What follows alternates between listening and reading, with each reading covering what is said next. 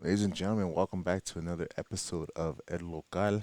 I'm your host, Eddie Gonzalez, and I'm excited today um, for this episode because it's something that I discovered this past couple months, and I'm super excited. I just wanted to bring him on.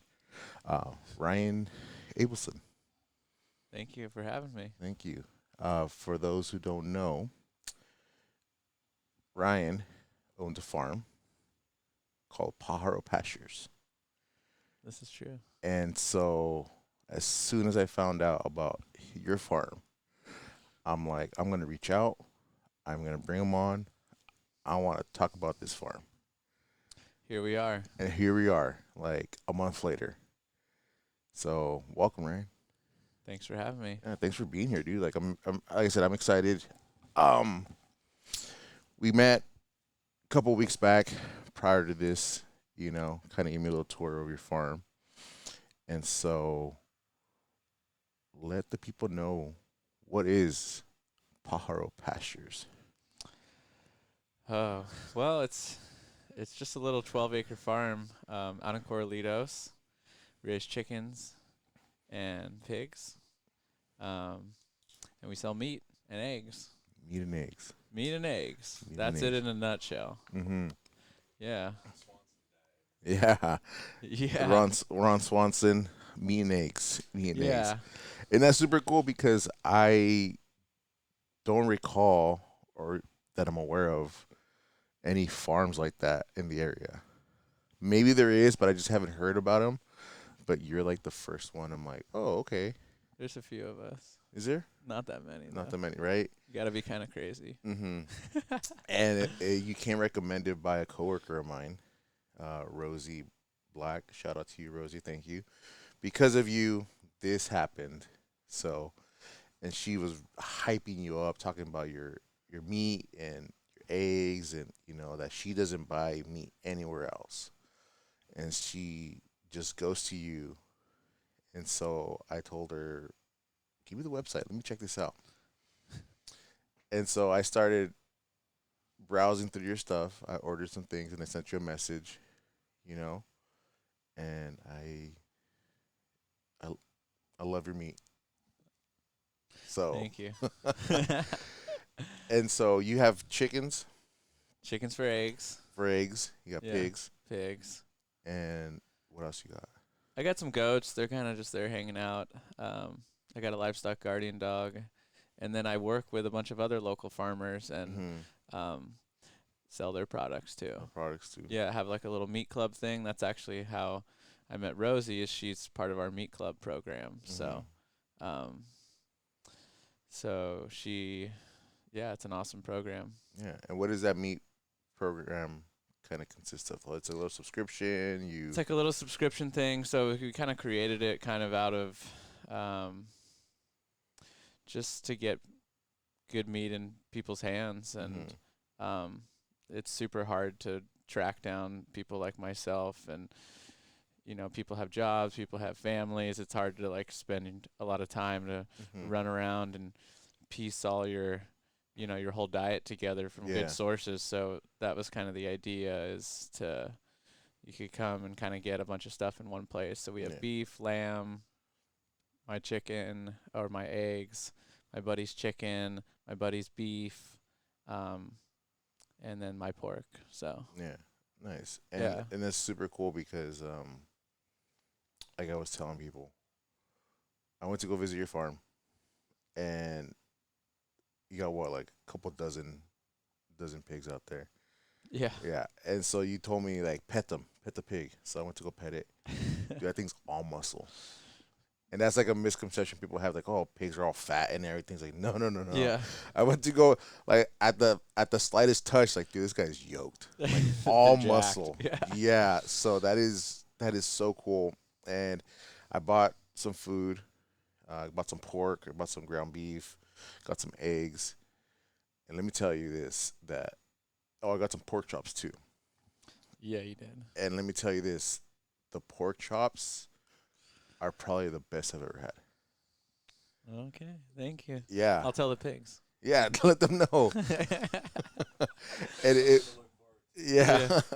it is so cool because like when I was digging into this, I'm like, there wasn't there was flavor, but there wasn't that like pork flavor to it that you're usually used to. I don't know if that makes sense because like you go to like a butcher shop and you get like a pork chop and it tastes like pork, but like this was like a cleaner taste. Yeah, people ask, how's your meat taste? How does it taste any different? And I usually, and the eggs too. Do the eggs taste different? Um, and it's kind of hard to describe. Yeah, it's usually what you're not tasting, Hmm.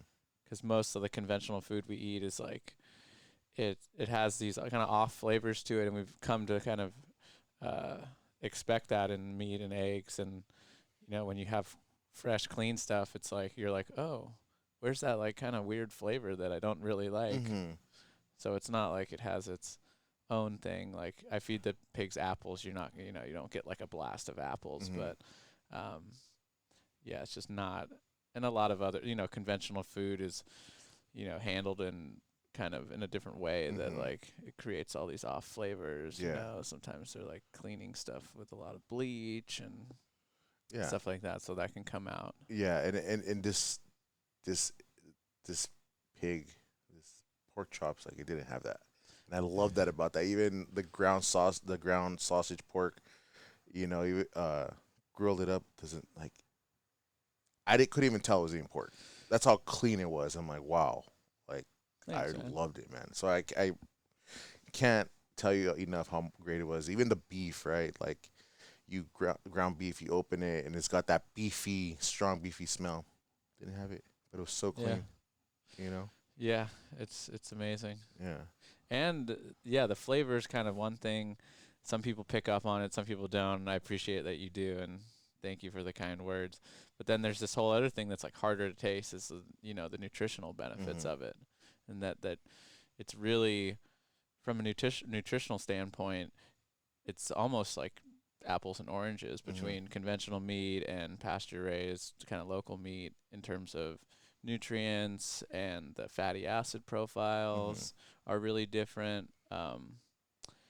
You know, like the omega oil ratios, the amount of polyunsaturated acids and Mhm. stuff like that are really different. And your tongue might not pick up on that, but your cholesterol score can. So, Yeah. so that's another cool aspect of it Yeah. too. Yeah, I have customers. Uh, you know, they buy the meat because it's more ethical and the animals are, treated better. I have some people that enjoy the taste of it more. Some people, want the nutritional benefits. Some people want all those things. Mhm. So it's kind of cool that kind of all that stuff comes together. Yeah. Yeah. And I think it's great because a place like this, Watsonville, and just the surrounding area, to have that kind of quality is very, very rare. And it's kind of strange because we have such a great climate. Uh huh. It's such an awesome place for animals to live. Mhm. A lot of the pork in this country comes from the Midwest and the South, and it's like it's super hard. Imagine the Midwestern winters, and it's Mm. like frigid, Yeah. The conditions. frigid winters out there, Yeah, and because even at our hottest or at our coldest, it's like yeah, it's nothing compared to all that. yeah, not like South Carolina in the summer. You're Hmm. like, it's like it's a struggle. Yeah.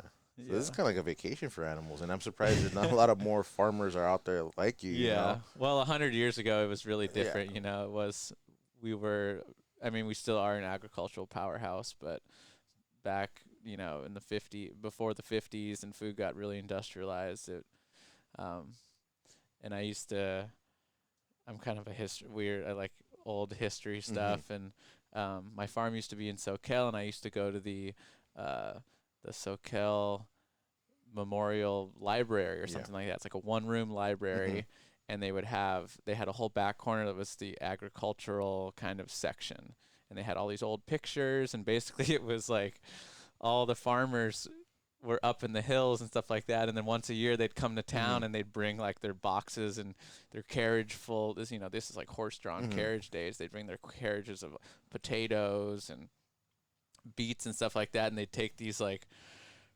really kind of old school photos in front Yeah. of it, really proud of like, yeah, Yeah. look at all the stuff I grew, and so yeah, it just used to be and more hunting and fishing Mhm. and stuff like that around here, but yeah, I mean we still grow a lot of food, but a lot of that is for export, and Yeah. as we Yeah. know, and yeah, the strawberry capital of the world. Strawberry capital. Yeah. Strawberry festival is coming up in August. Yeah, So that's cool. uh, I kind of want to get into your story of how you became a farmer and raising animal pigs. Okay, And yeah, so we kind of spoke, and you are not from the area, no, but you came out here for school. that's right. So where are you from originally? I'm from LA, Lower Alabama, Mhm. Los Angeles actually. I grew up in the suburbs, Yeah. and um, my grandparents were farmers, or they lived on a farm, as like most people's grandparents did. Um, and but I grew up kind of just in the suburbs, playing Mhm. video games and Yeah. running around around the mall and stuff like that. Um, and then I went to UCSC, Santa Cruz, and got in. I remember doing the orientation tour. Like I got in there and I got into Cal Poly, and nothing against Cal Poly, but you go to the UCSC campus and Yeah. you're like, wow, this is like a summer camp, like Yeah. crazy. Just in the redwoods, and it was a whole new thing for me. And Suburbs to like the forest and everything. It's yeah. It's yeah, it was awesome. And so I decided to go there. I didn't know exactly what I was going to study. I was like, maybe I'll study business. Um, but uh, I've I like to joke and say I got addicted to a drug when I was there, and it was gardening. So I think gardening is the big gateway drug. They get you onto the hard stuff. The hard stuff is farming. yeah, yeah. So Got developed that's that the green joke, thumb. you know. Yeah. Talk to your kids about gardening. Make sure they don't get into farming, you know. Mhm. And Uh, what was that like? Like what at what point were you just like this is what I want to do, gardening and just I don't know. I think I took a gardening class just 'cause I needed some units, and I was like, oh, this mhm. sounds pretty chill and easy. It'd be nice to be outside, and it was in the student garden. There was a little student garden there at Kresge College at UCSC, and I just really liked it. Wasn't super into gardening, like I said before, and we were making compost, and we were like growing all this stuff, and it was kind of crazy to watch. Like I wasn't really like a big vegetable guy, Mhm. um, but it was crazy once you start growing stuff. You're like, whoa, that's arugula. You're like, whoa, I've never had arugula. This is Yeah. crazy. And starting it from a seed and watching it grow up and harvesting it and cooking it with a bunch of people, and I was like, yeah, this is awesome. And it was just cool to, it just felt really real, like to have that connections with your food and Mhm.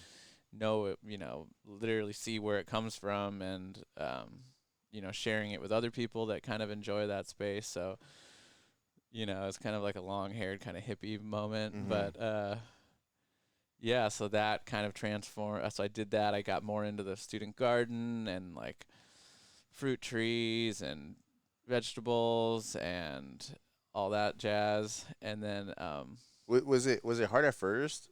Trying to figure it out because I know I've done a little bit of gardening myself, and the fruits or the vegetables that I grow don't always come out the best. oh yeah, And it's there's hard. it's hard. It's like you have to. It's very high maintenance. And so did it come natural at first, or was it just kind of had to? No, I don't think so. Mm-hmm.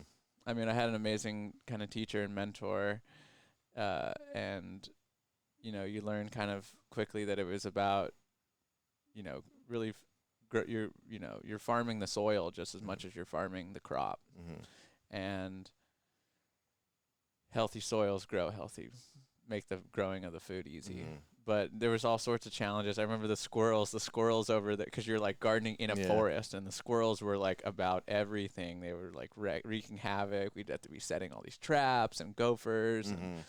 the birds would come down and wreck your beautiful seed bed that you made, Yeah. and so it was super hard, and but it was rewarding, and it wasn't like high stakes, Yeah. like your livelihood wasn't on the line, like a lot of the garden was kind of funded through the university and a bunch of grants, and then so I became kind of a leader there, and it was an educational space, Uh-huh. so different gardening classes would come through and just teach them and just getting your hands in the dirt. That's like, Yeah. now we're learning, it has all these like psychological benefits and Mhm. stuff like that, but and then obviously from eating good food, there's benefit in that, but it was just nice, um and then so that kind of kept going, and then it was and then so I got into environmental studies. Environmental studies. Okay. Yeah, so I kind of chose that as a major, thought that was kind of cool. um Learn more about ecology, and I don't know, maybe that's just how my mind works, is I'm Mhm. really like interested in how things work. Yeah. Even when I was a little kid, I'd always be like, I was like obsessed with like construction equipment. Mhm. My grandma would just take me to construction sites when I was a kid, and we would just sit there and watch, and we're like, That was your good time. that was my good Yep. time. Or I remember the garbage trucks used to have the bin in front, and Mhm. the guy would get out of the garbage truck and throw it in the bin. Every morning I would go watch that and just like whoa, like try to watch all the hydraulics and. Do you ever watch those shows on TVs like how it works or how it's made?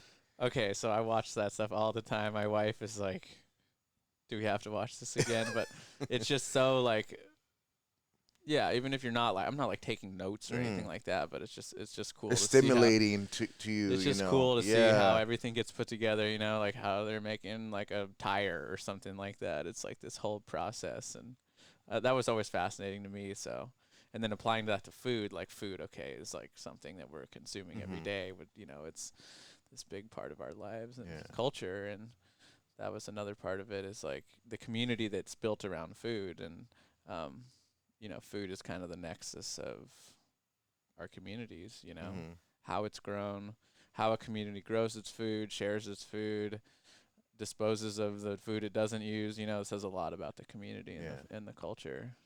Um, so UCSC was kind of this little microcosm. We were like doing our cool hippie gardening thing. That was fun. And then started the environmental studies program, and um, a lot of the classes about sustainable agriculture and stuff like that. Most of it was about vegetable farming, Yeah. and there was only like maybe we'd get like half of a lecture, or like just like a little nod to kind of Mhm. animal agriculture. Yeah. And I always thought that was kind of unfair, because I always really loved meat, and I was, It's like I want to know more. Like what do you know?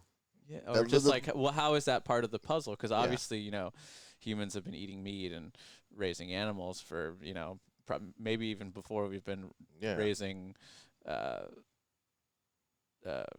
domestic crops. Yeah. But it wasn't, it wasn't like some schools are about, it's like it's all about ranching and stuff Yeah. like that. But UCSC was more about like, there's more veganism and Yeah. Yeah. vegetarianism, so it was all good. But and then I walked into the internship office one day, and uh, was flipping through the binder and found this farm, Fogline Farm, and they were raising animals. And I was Mhm. like, oh, that's cool. And they also had crops. They had like a diverse CSA program happening.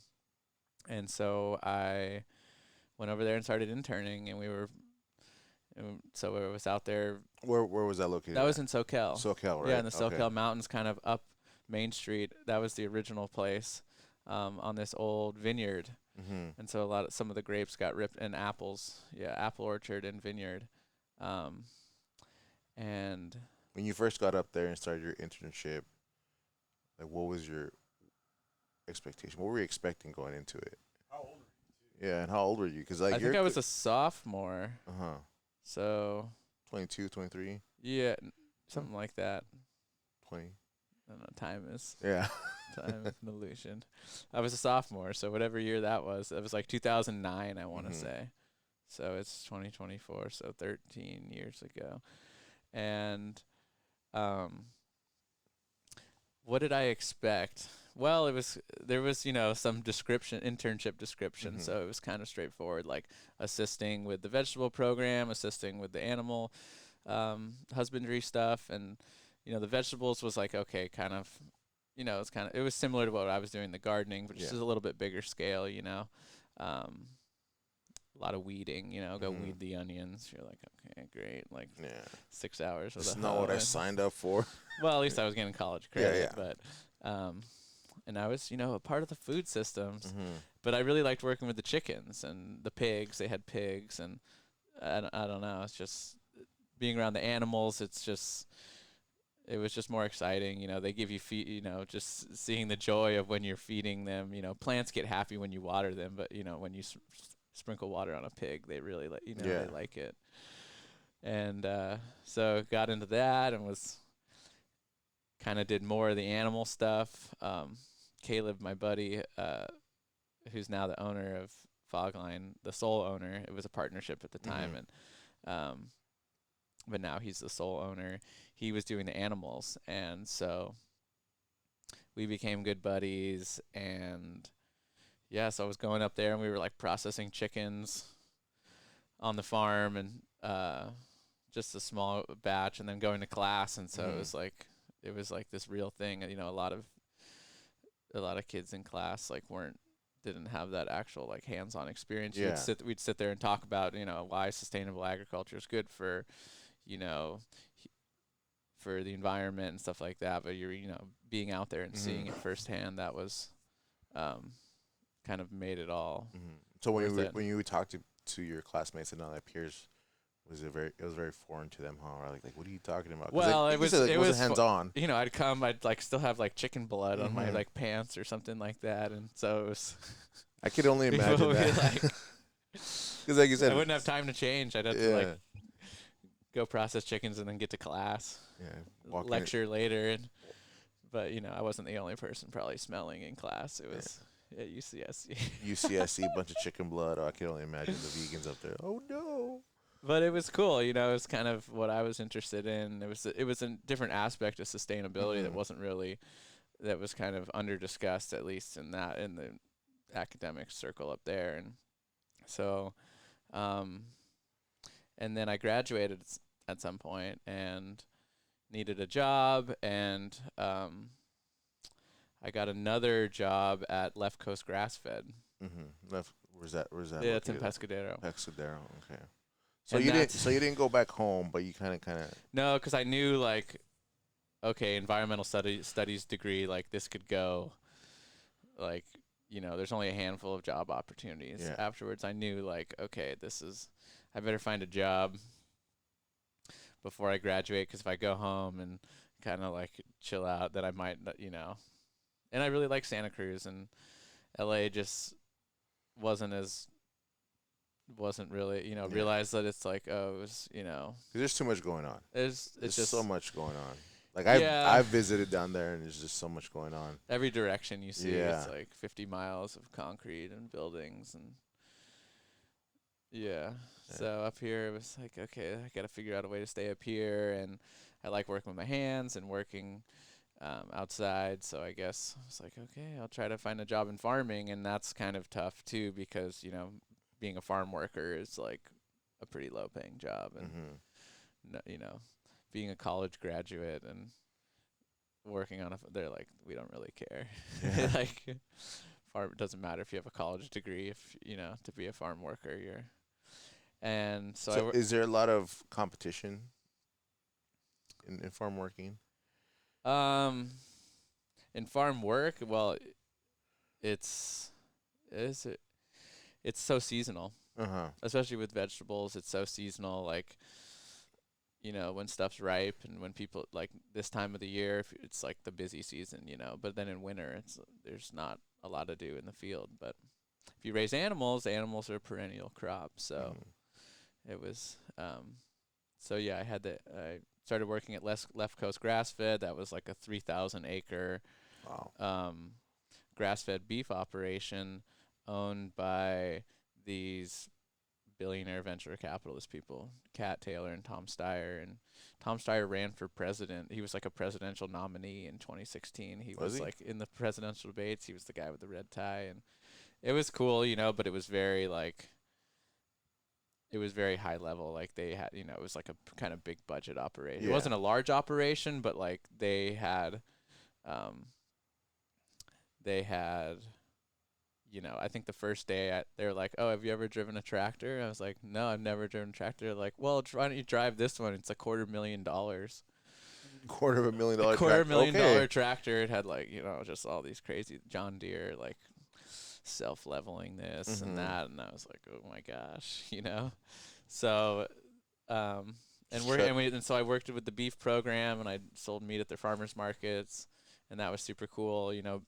Again, like connecting that link between like being out there and seeing the cows and working with the cows and seeing the babies born, Mm-hmm. um, and then being the person like selling the meat at the farmers market. Yeah.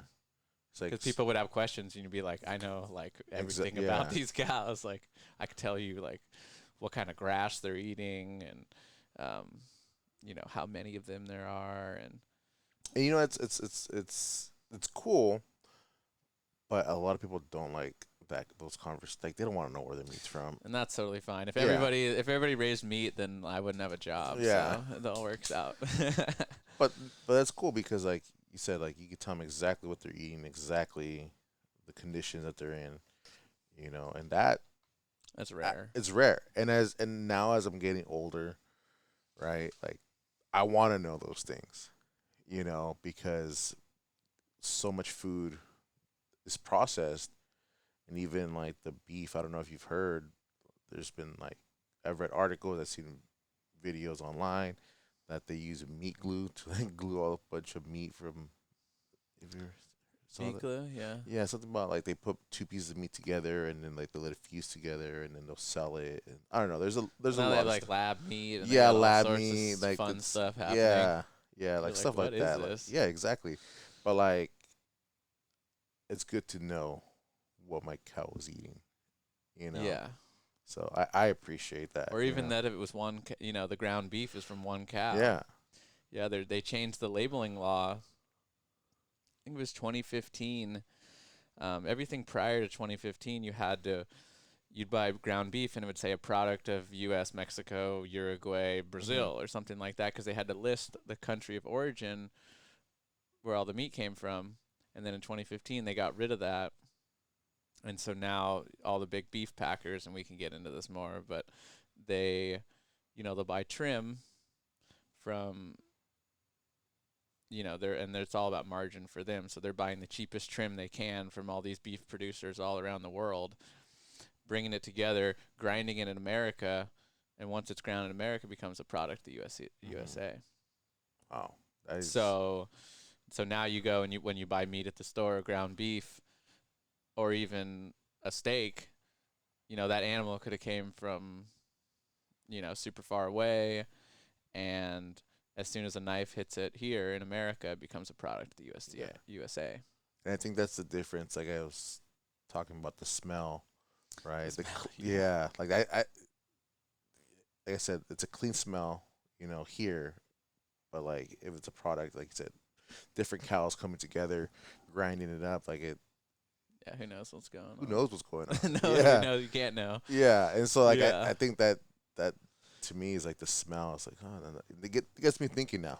Like man, Yeah. like the ground beef that I get like even at Costco or And I think you most know. people are trained. That's kind of how consumers have unfortunately been trained, is like it's good to not know. Mm-hmm.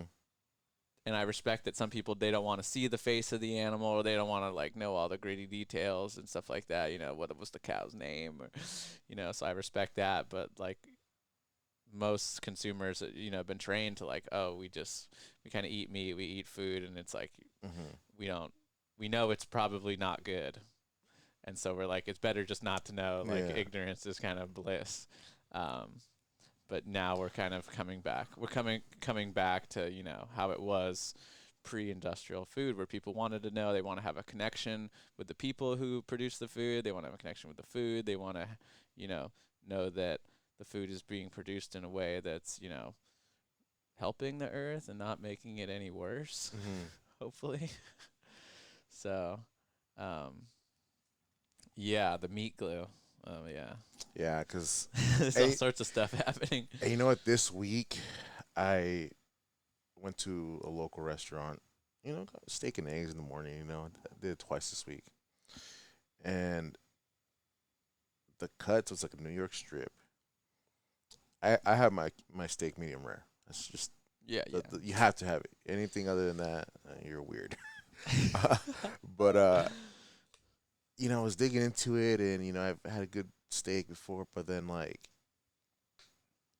halfway into it, and this was like yesterday. It's like it kind of had a different texture, and I'm noticing there's a different texture to meat nowadays, right? Store bought.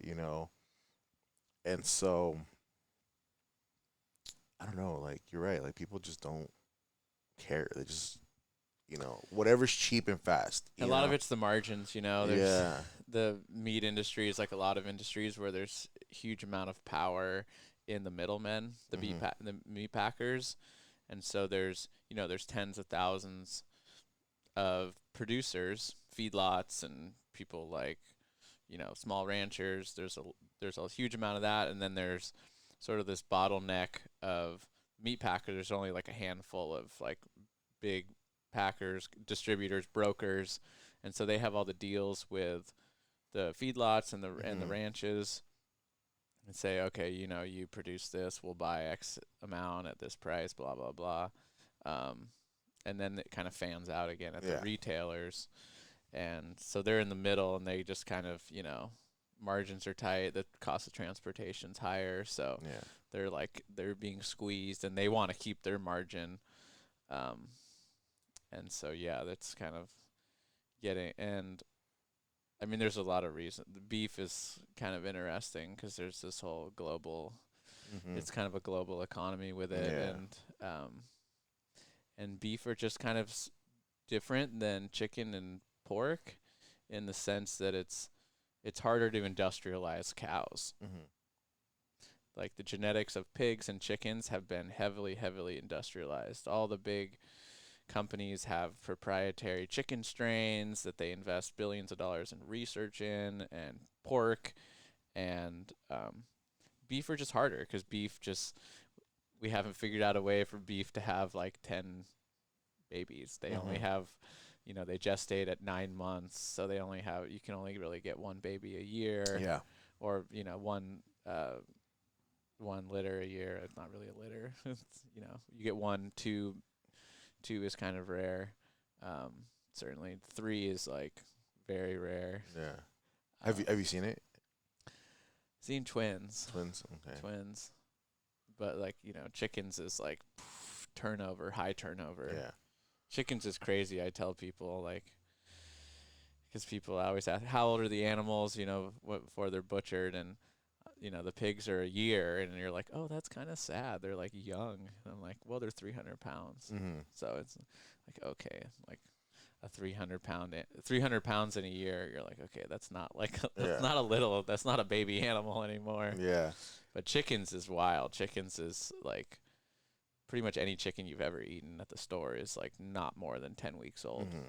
They're like full grown at 10 weeks, 9 weeks, usually 8 weeks. Um, it's just so fast. Yeah. And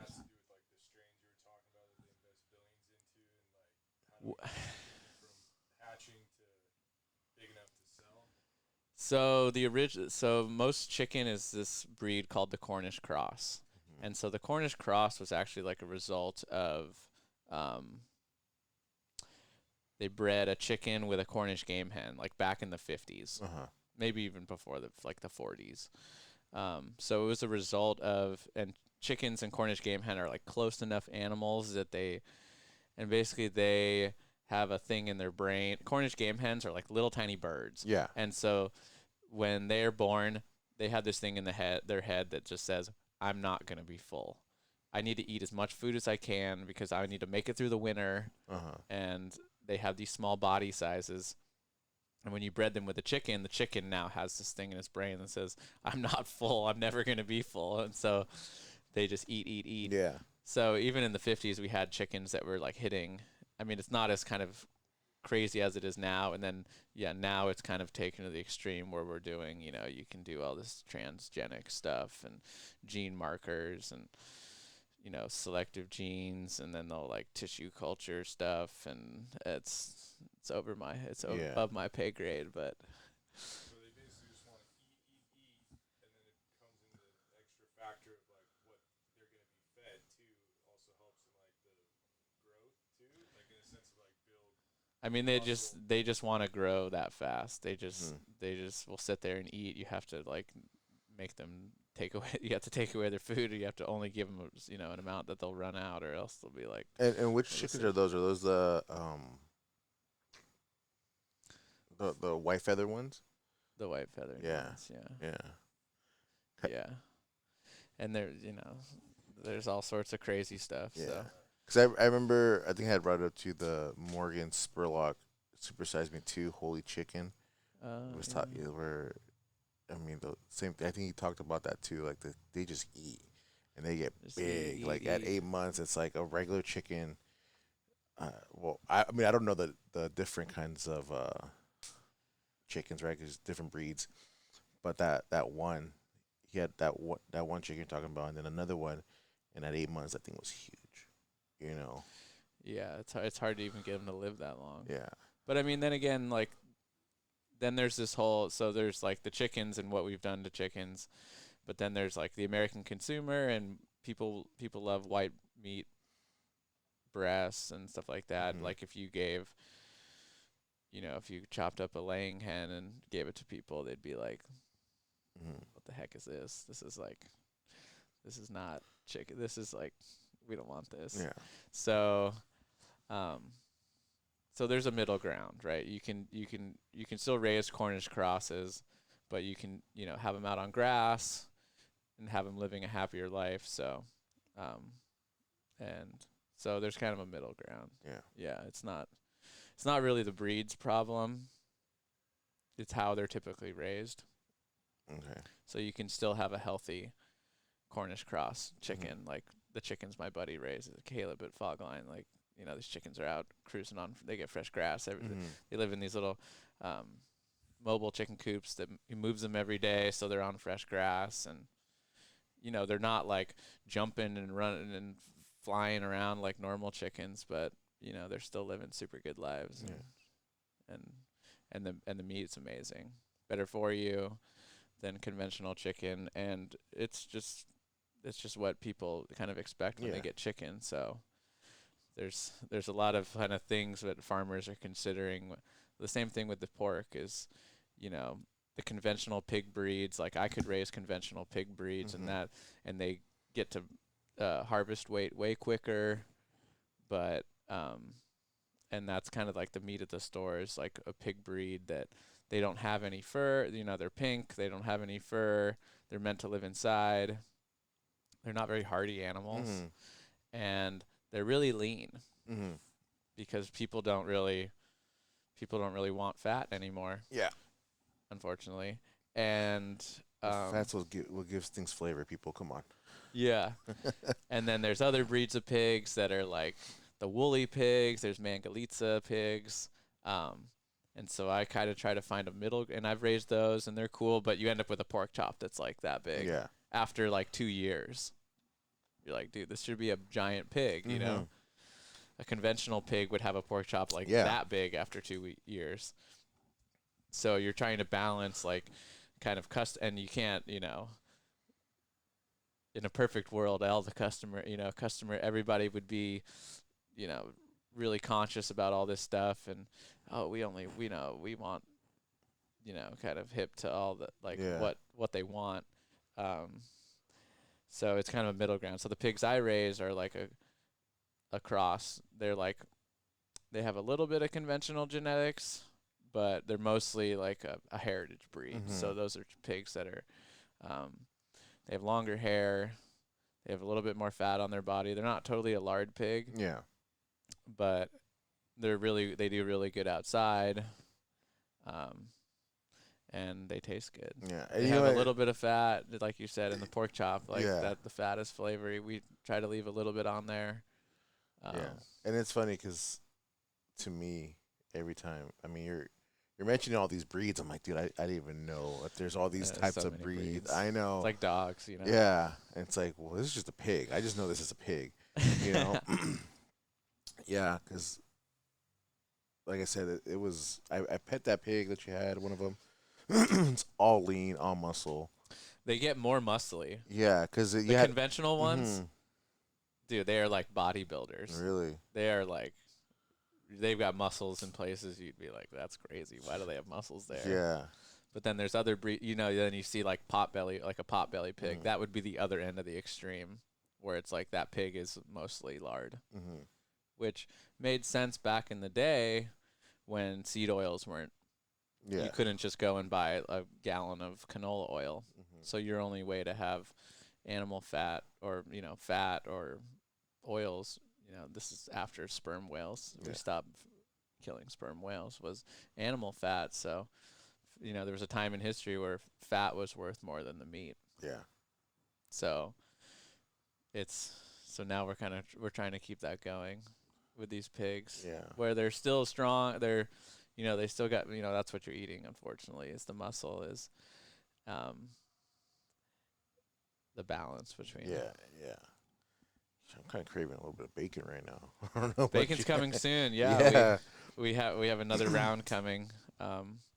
We have a smokehouse up in Fort Bragg that does amazing, like no nitrate bacon. I'll have to get you some. Thank you. Thank you. Yeah. Going back to your first job, the billion-dollar, multi-million-dollar ranch. You know, how long were you there for? It was just a temporary job. Temporary. Yeah. Yeah. And so I was there for, I think, 6 months, and then it got extended a little bit. And then I was like, okay, and so we worked with the cows, and cows are big animals. Cows are like, we were sorted, you know, we'd be doing all the cow stuff. Yeah. You know, it was like a modern day cowboy, whatever, you know, whatever's left of us we were doing that, and that was just wild. Like, we'd be in they'd be all outside, they'd be out on the range, and then for some reason we'd have to bring, like corral them up, and so it was like a mobile corral. We'd drive out there, and panels would expand, and then we'd have like maybe a 60 by 60 foot corral out in the middle of the ranch, and we'd call them all in there, and we'd be sorting them out, trying to like, okay, we need to get this mom, or just sorting cows is crazy. It's like dodging traffic. It's like being in the craziest mosh pit ever. And so that was exciting, and I was like, you know what, I don't, and a lot of people that work with cows, you know, like if you go to the livestock auction or something like that, everyone's limping because everybody's either been kicked or thrown off a horse or something, I got smashed between a panel. I was in a stampede. That was crazy. So there's some good stories from that, but you know, it's just good stuff for the memoirs. But I realized, okay, maybe I'm probably not going to work with cows. I kind of like the chickens seem a little bit better. Like, you're not going to get trampled to death by chickens. At least it'd be not impossible, but more unlikely. More unlikely, yeah. And so then I was thinking, yeah, I should start. Well, I noticed when I was working at Fogline, because they'd be doing farmers markets, they would always be selling out of eggs. Eggs were like, people would line up, and that was like the first thing they would sell out of. You know, people weren't lining up for lettuce; they were lining up for eggs. It was just super hard to get good eggs. So I was like, maybe I can do that. I explored some other things before I kind of committed to chickens. I was like, maybe I'll raise goats, and I was like, okay. And did a bunch of spreadsheets and budget and business planning. I was like, this is rough. This is tough. Yeah, goats. It's a numbers game, right? Whatever's gonna sell more. And so I was like, oh, you know what? I'm gonna get some chickens. I was like, I'm gonna get 300 chickens, And so the way you buy chickens is there's hatcheries, and you put in an order, and you can buy them sexed or unsexed, meaning you can buy all females or you can buy straight run, which is 50-50. Mm-hmm. And so you buy sexed. So I knew, roosters don't lay eggs. So Yeah. I bought 300 laying hens and day old. So you put the order in. A few weeks later, you get a call from the post office, and your chickens are here. So Oh. they're 1 day old. So chickens are crazy. They're born, basically the yolk of an egg turns into their stomach. Mm-hmm. And so chickens are interesting animals. They're born with a full stomach. Wow. And so they can go so that's why they can be born, they're hatched at the hatchery, and then a few hours later they're out the door going to the post office. They get overnighted, and then you get them in the morning. And so I built this, like, I was living in the mountains and we had a little bit of space. And so I built and convinced the landlord to like let me build this little hoop house brooder barn thing, and built it out of like PVC and like Home Depot plastic. It was MacGyvered it. You MacGyvered it. Yeah. It was a full MacGyver. And I had like a handsaw. I like had no power tools. I had like a handsaw and like one drill with like one battery, and like it was. If you were able to build that with just that, I wonder what you could build with the proper tools. I know, a lot of more stuff. And so then it was off, and and you had heat lamps in there and their little zone, and that was a whole experience. And so I raised these baby chickens, and those were the first one. Pajaro Pastures was born. Nice. Did you count them all when you got them? Were you for sure? You for sure? I think knew they had give you a 300? few extra. They give you Yeah. a few extras because they know, some might not make the journey, but thankfully most of them made the journey. And yeah, I had around 300. Okay. I think a little over 300. That's what I paid for, at least. And we were off. What year was that? Like That was 2011. 11. 2011. Okay. 2011. I was a chicken farmer, Nice. and so What was difficult at first, right? Like you got a bunch of chickens, right? You kind of sort of know what to expect, or you kind of sort of know what you got, but like, what was the hard part about that? Like, what struggles did you have at the beginning? always the unforeseen things. Uh-huh. Like I had this it was all made out of PVC, and I think like somehow they like peck through the plastic and they'd be like popping out, they'd be like getting out and like, disappear. Chicken Run. Chicken Run. It was Chicken Run. If you watch the movie Chicken Run, it's all there. That was hard. They're baby little things. So food, water, they're like heat is like a super big thing when they're babies. Like if they get cold for a night, they can they pile up and kill each other. It's all these things. I had some experience raising them at Fogline because they would do meat chickens, and so and they had layers, but so I kind of knew like, okay, these were or even in the corners, like you'd have to have curved corners in the brooder because they would all pile up in the corner because it was warm. Mm-hmm. And they'd be like, oh, I'm so warm. And then like other ones would get on top, and then they'd be like, I can't breathe. Yeah, so just keeping the chickens alive. And then it was hard also figuring out, what am I going to do with these chickens when they're not babies anymore? Where am I going to go? So I was looking for land, like grazing land. Single father, 300 chickens. What? Single father, 300 chickens. Single What do you father, do? 300 chickens, yeah. Seeking land. And Craigslist and trying to talk to farmers, and it's hard to find land. Like that's another reason you don't see a lot of small farmers in this area is all the land, all the flat kind of ag land. Santa Cruz is the second smallest county in California, second only to San Francisco, which isn't really. It's like it's a city/county. Yeah. So it's very small. There's a lot of wealthy people here, so the demand for land, people are paying a lot of money for land. You're near the coast, so that makes it land even more expensive, and all the good flat farmland is already being farmed. Yeah. But I was lucky to there was a nonprofit agency, FarmLink, shout out to FarmLink, and that's what they do is they connect farmers to landowners, mainly smaller farmers and smaller landowners. It's not thousands of acres. Then so I was able to find some land and they help you with a business plan and all these things. And I found some land in Watsonville out on Casterly Road. Nice. And I kind of had a cool situation. I was, an affordable lease, and then what happened? I was like, okay, well, I need a chicken coop, and I wanted to do rotational grazing, so I was like, okay, I need a mobile chicken coop. How do I do that? I still have just a power drill, and somehow I came up with the idea to buy a Winnebago. And it became the Winnebago.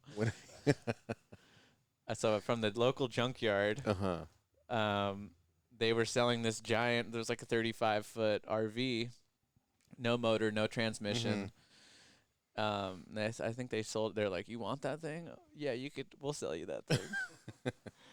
And I think I bought it for like $400, $500.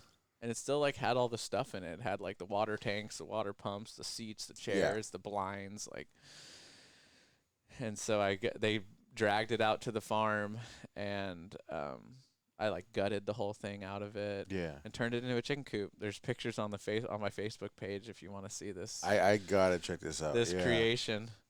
And so then I had and then I had an electric. You get a little temporary electric fence. And then somewhere in the process, I was like, how am I going to protect these things? Because we have coyotes, hawks, and the electric fence is kind of like it's more to keep the chickens in, doesn't really keep the predators out. Predators are professional killers. They get hungry and they figure out a way to get into stuff. Ask anybody that's ever raised chickens, like how bomb-proof their coop is. And somehow I got a guardian dog. Actually, one of the farmers at the cattle ranch had some livestock guardian dogs, and like, hey, do you want one? Is that the same dog you got right now? Different one. Okay. Different one. So I got him as a puppy. So now here I am with. And the funniest thing is I had the Winnebago out there, and people thought I was living in it. And they're like, what is that guy doing with all these chickens? He's like living in there. You're not a cat. So I had this Winnebago, this puppy. You're not what do they call the old cat ladies? You're a old chicken man. Chicken man. Yeah, so it was a whole scene, and you're just like, it was so bootstrapped together. It's kind of crazy. I like still laugh. Facebook, pop up the memories, and you're like, oh my gosh, what was I doing? What was I doing? I mean, I think there was running water there, but it was like some of the other properties I was at, there was no running water. Yeah. So it's like you look back and you're like, that was so ridiculous. So I was in Watsonville, and and then the commute was kind of tough going back and forth, because you have to be there in the morning and then feed them again at night. And you're still living. I was still living in SoCal, in the mountains, and so it's like, you know what, I need to find another spot. And I was able to find, like, right across the street from my house, there was like 90 acres of land, and there was nothing on it. There was no water. But there was flat land near my house. I was like, oh, yeah, let's do it. And so the Winnebago went to the dump, and I built this other chicken coop and brought the chickens over. And at that point, I had some goats. I was like, I'll get some goats to keep the dog company, because it was kind of like Animal Farm. Yeah, yeah. 4 legs good, 2 legs bad. The chickens have 2 legs, and the dog has 4, so I had to like kind of balance my numbers. Yeah. Couldn't have too many 2 legs and not 4 legs. So. And they get along well? Goats and dogs? Goats and dogs, yeah. Well, he was a livestock guardian dog, so. What's the breed? Yeah, what's the The breed? breed, he was a mix of different. So every like kind of region has their own guardian dog Mm-hmm. in the world, and these dogs are like older than time. They're like over 10,000 years old. Wow. So I'd like to So it's say, just programmed in them, right? yeah. I mean, there's cave drawings in what was Mesopotamia, like, and they carbon dated to like 10,000 BC of the same dog, Wow. a white dog with a black face. And so he was a mix of Kangal, Akbash, and Great Pyrenees. And all those breeds come from different areas, and Mm-hmm. it's I could go on about livestock guardian dogs and how great they are, and they're the reason that we are civilized Mm-hmm. people, because before, they were around. The theory is that they were basically wolves, abandoned wolf pups that humans raised. This is back in like hunter-gatherer Mm-hmm. nomadic tribes times, when we would just follow herds of animals around and like, oh, here's like kind of a slow one. Okay, here's dinner. Yeah. And the wolves would follow them too. So there was this kind of, so the humans got like a wolf pup, raised it, and so it was raised around humans, and then it was also raised around the livestock, Yeah. or the not the livestock at the time, but the like these grazing animal like goats or Mm-hmm. whatever like whatever they were back 10,000 years ago, wild. Yeah.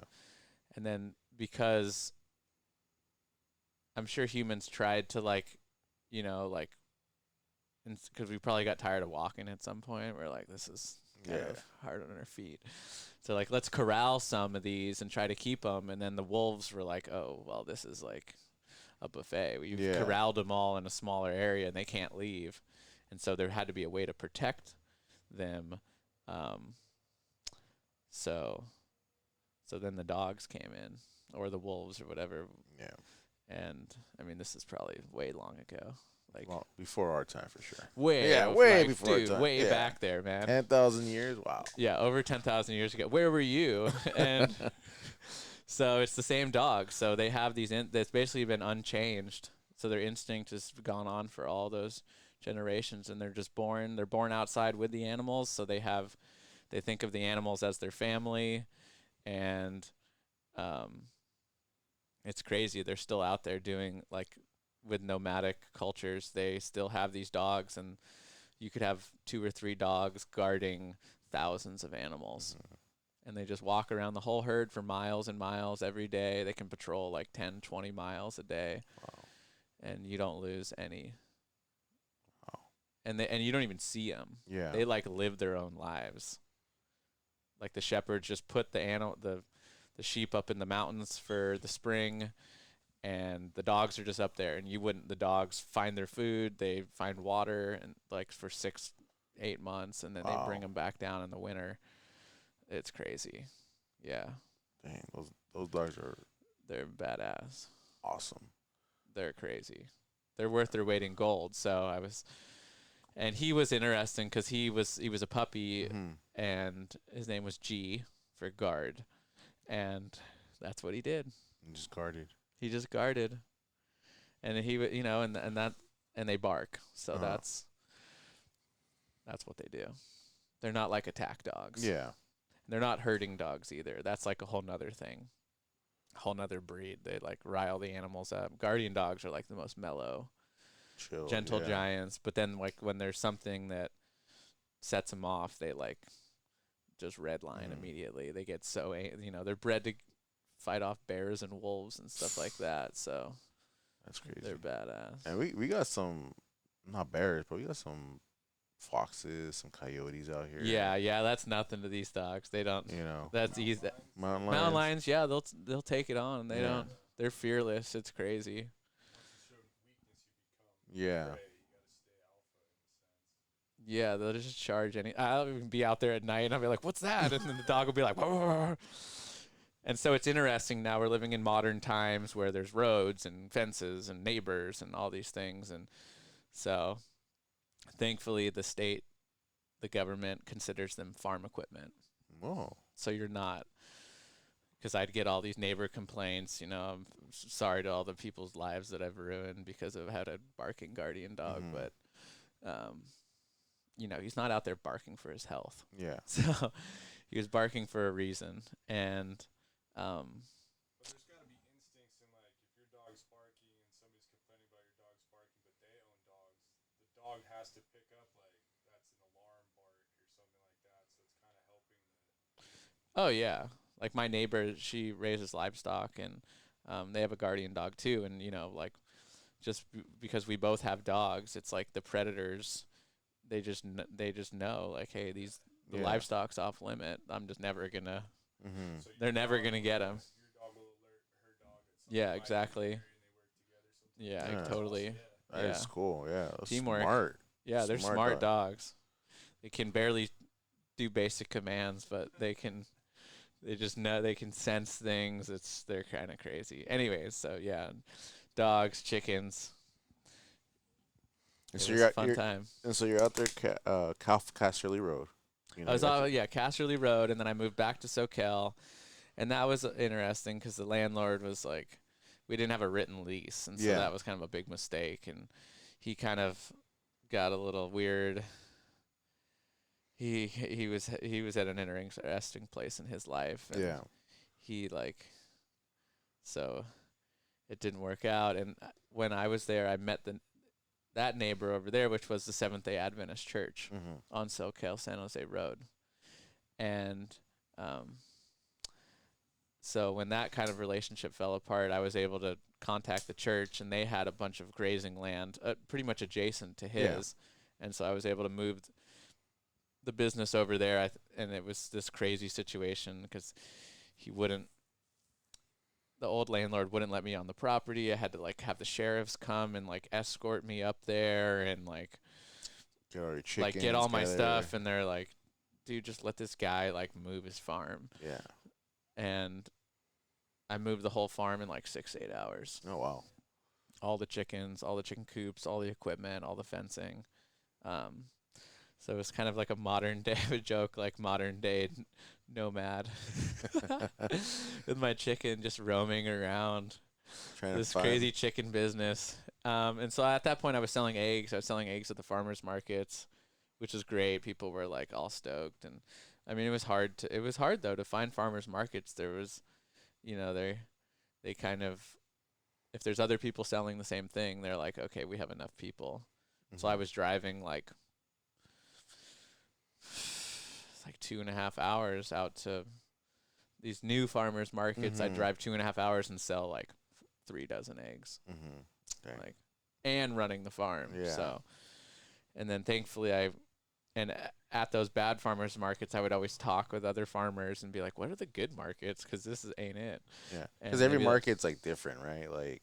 they're different. And some of Yeah. them are just, yeah, I mean, farmers markets are good. Like I love my farmers market here in Watsonville, but like it's mostly catered to like food. It's a food. It's a food farmers market. I mean, you got some vegetables. There's some veggies. Out there. A couple people. More of a community event. Yeah, yeah. Then like you're gonna go there and buy all your groceries. Mhm. Like kind of maybe back in the day it was like you were like there, you could buy all your groceries. I mean I think that's the intention. Mhm. But I mean it's hard for people. There's no shopping carts, so how are you Yeah. gonna like carry all this? How are you gonna carry all this stuff and where Especially where are eggs. the like, Doritos, yeah. man? Where's all the sody? Yeah, so finding the right markets. Now that I was producing food, I was like, okay, now I gotta get it to market and find the right farmers market, so I'm not like killing myself driving Mhm. around. And And was there a time where like you couldn't keep up, like the eggs were coming more than you were able to? not really. Thankfully, I didn't have that many. Yeah. And my hope was to find a good market and then be able to grow the flock and produce more, because I didn't have that many chickens. 300 chickens wasn't that many. I mean, Really? Because like 300 chickens, like whoa. yeah, I Well, mean, they I go. guess yeah. They were selling and people were buying them. But then I finally got a good farmers market where I could just do one, and that was in Palo Alto. I could do Mhm. one farmers market and just bring all my eggs from the whole week, sell them all.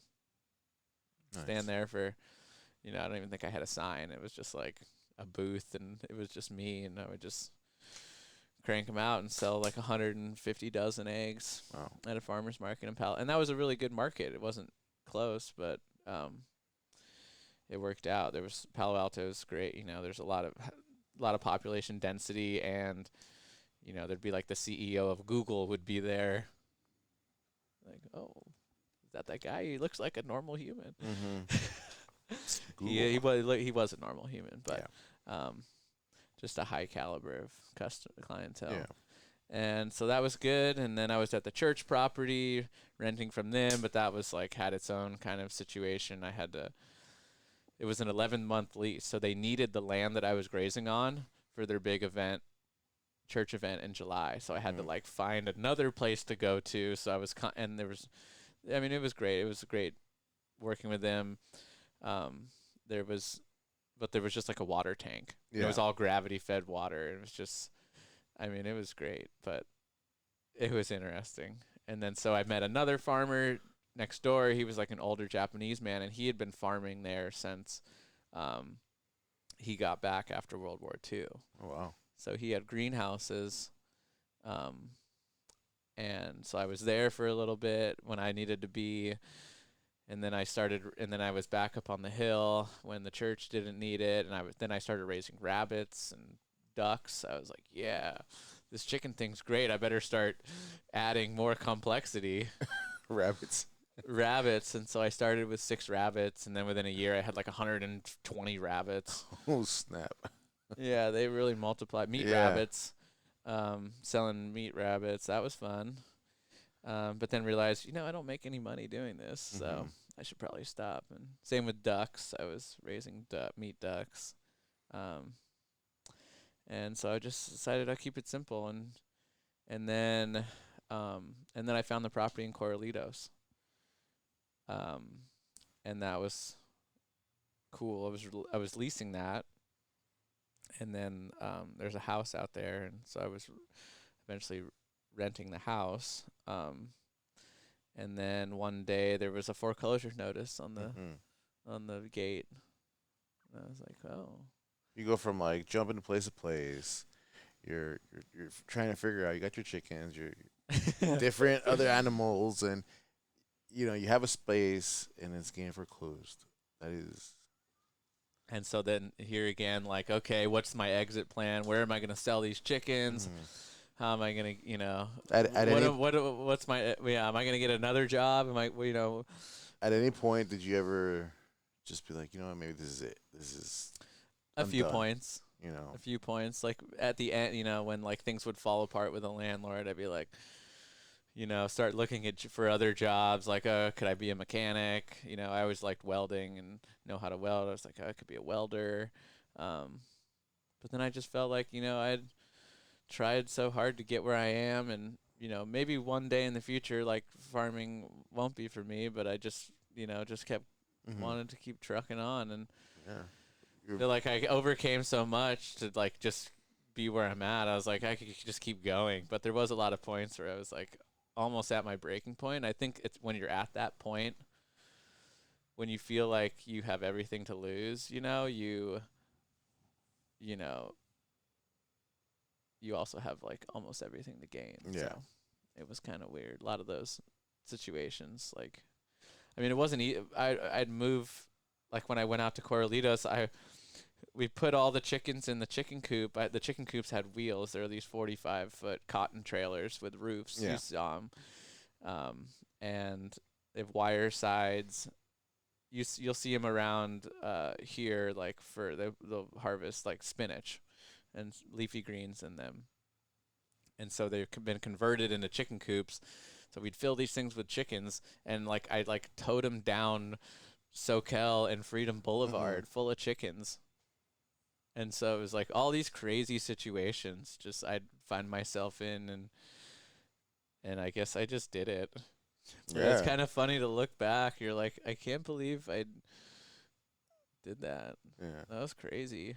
Moving property to property, ask anybody that's had a business and they had to move their business. It's like this huge undertaking, and let alone there's like, half your assets are like living and breathing. So Yeah.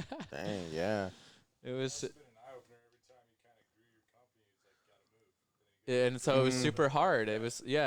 Anytime I got in a good situation, I was like, okay, I can finally get some more chickens. Yeah. And then I was like, okay, no, now I gotta move again. And so I was out in Corralitos, the foreclosure, and I was like, oh man, this is it. Like, we're done. And then was able to kind of, and then eviction notices, and then Mhm. thankfully I at that point I knew like I should have a good written lease. So all the young farmers out there, make sure you have a good written lease, because it'll save your butt Mhm. when the chicken poo hits the fan. Yeah. And so I was able to, I went to court in some overalls and like showed the judge my like lease, and he's like, oh, okay, well, and the way the lease was written, it was with the whoever owns the property. Yeah. So the bank repossessed it, and then they basically became my landlord, Mhm. because that was because I had a lease with the previous landowner, and the bank really had no interest in that, but they also couldn't sell it. Mhm. So I kind of was in this kind of weird limbo phase. They were trying to buy me out for like $1,000. I was like, no, I'm not gonna No. walk for $1,000. Yeah. You're crazy. It's like, maybe a few million. I'll Yeah. walk, but 3.5. this is a big. You see all these chickens here? and how You know how much a dozen eggs is going right? for? And it's what, 12 acres? 12 acres, yeah, 12 right on the acres. Corralitos Creek. And they, and so we just kept, and so I was able to buy the property from the bank. So it was kind of this crazy foreclosure sale, and they're like, well, it's tenant occupied, and we're like, yeah, that's okay, Mhm. we maybe know the guy. And so it went from being really bad to being really good, and kind of that kind of thing kept happening, where I'd get myself in these weird situations where it was like really couldn't be any worse, Mhm. and then you're almost about to give up and abandon all hope, and then it like gets really good. Yeah. That light at the end of the tunnel. You got to keep going. Resiliency. Resiliency Yeah. is key. And so then it was kind of like, oh my gosh, we were out here. And then then I've really been able to, like, okay, wow, this is like, you can really build a business. I could invest in the infrastructure on the farm. I could grow the business, And what year was that? When you That was 2016. 2016? 2016, so not really that long ago. No, but from 2011 to 2016, that's a It was whole a lot of weird. It was change. 5 years, yeah. Yeah. And A lot of growth, setbacks. yeah, kind of crazy. That's why you don't see a lot of farmers, Mhm. unless maybe your parents own the land, or you made a bunch of money doing something else, and farming is kind of your retirement hobby. Then it's a little bit easier, but starting with a few $1,000 and a few hundred chickens, that was like, it's an interesting way to start a farm. Mhm. They have a saying, and how do you make a small fortune in farming? How? You start with a big one. So that wasn't really the case here, like I had, it, I did have my parents, they weren't gonna like see me out on the street eating, dog food, but it wasn't, thankfully I've been able to do this without any like major loan, Mhm.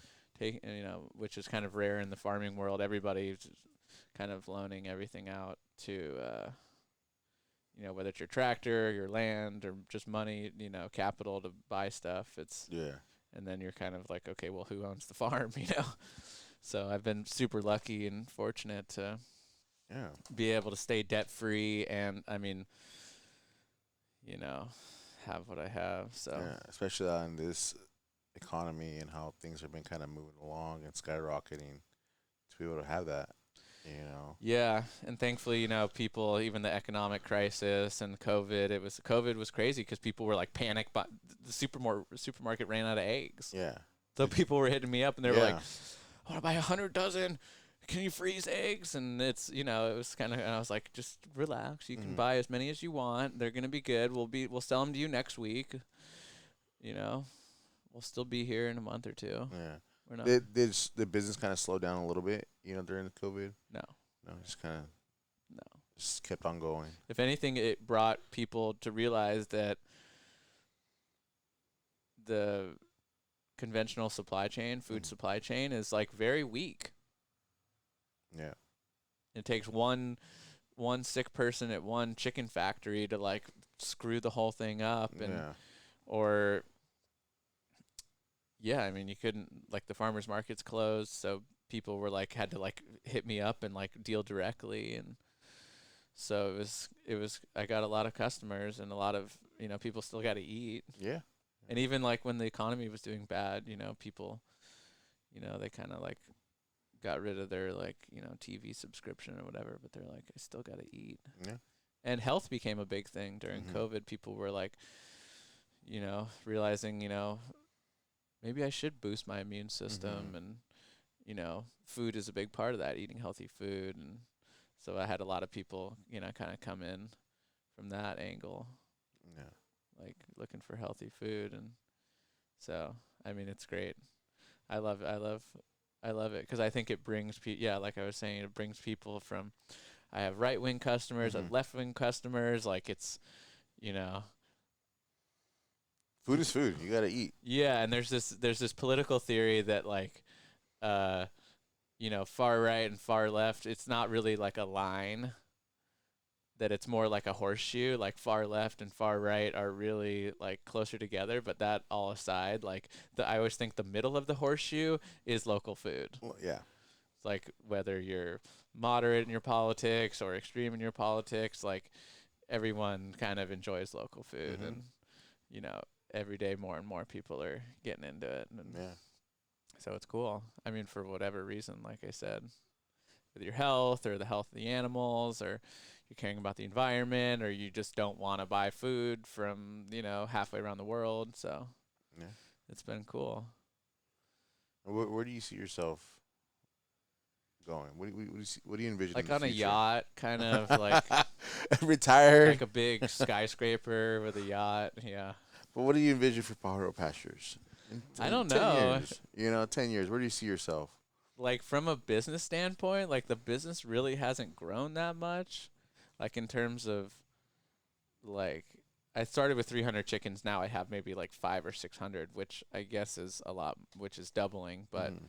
and it's not that, hasn't been that long. But um, sometimes I think like, oh, what would like 5,000 chickens be like? Kind of be crazy. And so people know you do this all by yourself.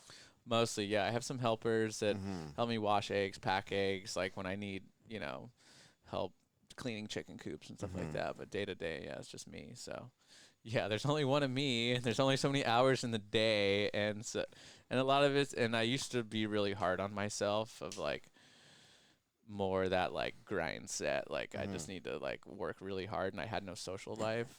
And I realized like, oh, I should, there's some way to Yeah. balance the business and my life. It's, ask any entrepreneur, and that's like hard because you think about your business all the time, Mhm. and nobody pays you for it other Yeah. than you. So, Yeah. um, yeah, where do I see myself going? I don't know. The pigs have been cool. Really, the subscription stuff, like doing more of the subscription Mhm. stuff, and kind of connecting the dots, because I'll get more chickens and stuff like that, and it's, I've slowly been kind of growing the numbers as like the situation allows it. Now that I'm in like a really stable Yeah. situation, I can like probably grow my numbers a little bit. And it's back and forth between producing more and selling more. So I'll, produce more, and then I'm like, oh, okay, I have all this product, I need to go sell it, and then I'll go on this big sales blitz Uh-huh. and like find all these accounts, and they're like, oh yeah, we're interested, but like we want to buy like 3 times what you're offering us. I'm like, okay. And so I go back to like the production side, and like, okay, I Yeah. got to produce more. And so it's this kind of back and forth.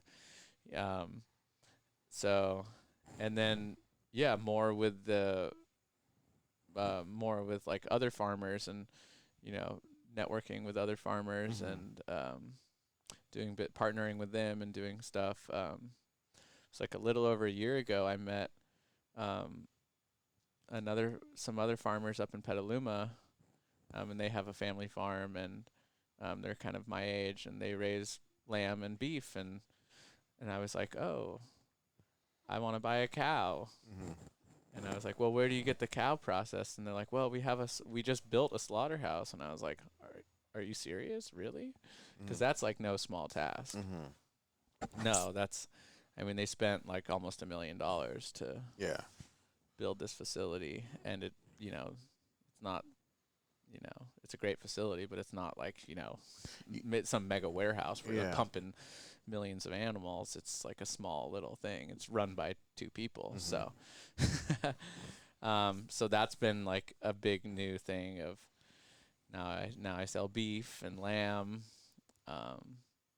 and then the subscription thing, I kind of got over my like inability to deal with technology and kind of embraced modernity and got with this, and it's 2014. Everybody just sits on their phone, including me. Like, it's hard to go anywhere. You're looking for some specific piece of hardware or something like that. It's like, yeah, good luck finding that at Home Depot. Oh, they says they have it online. It's like, yeah, good luck finding it. So, I order a lot of stuff offline, and especially during COVID, people were just, delivery became this huge thing. And so I thought, okay, I should get in on this too, and once you start doing that and you're like, okay, I'm doing direct marketing, farmers markets just kind of seem like this cosmic experience about somehow you have a crystal ball and what eggs is one thing. I sell a lot of eggs at the farmers market because you're either going to buy a dozen eggs or you're not going to buy a dozen eggs. But buying meat, there's like 30 different beef cuts. There's 10 different pork cuts, 15 different lamb cuts. Like, to bring the right, I have a crystal ball, I'll bring the right amount of ground beef, and somebody comes, I want to buy 10 pounds. You're like, I only brought 3,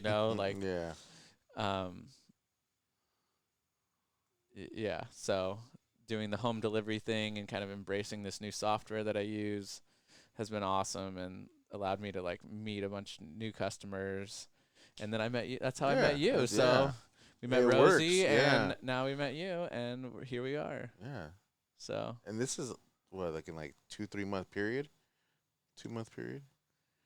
It just kind of all fell in place, So again, shout out. I got an order in the middle of the night, or woke up and you got a new order. Oh, stoked. Yeah. Eddie.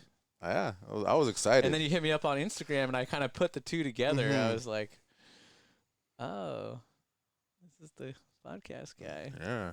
And then I checked out your other stuff, and it's a cool thing you're doing with the podcast and highlighting local people doing cool stuff. And I think that's what it's all about, There's a lot of cool people doing cool stuff around here. Yeah, and then not a lot of people know about it, because that's the one thing I hear a lot. Like, I didn't hear about it. I didn't know about it.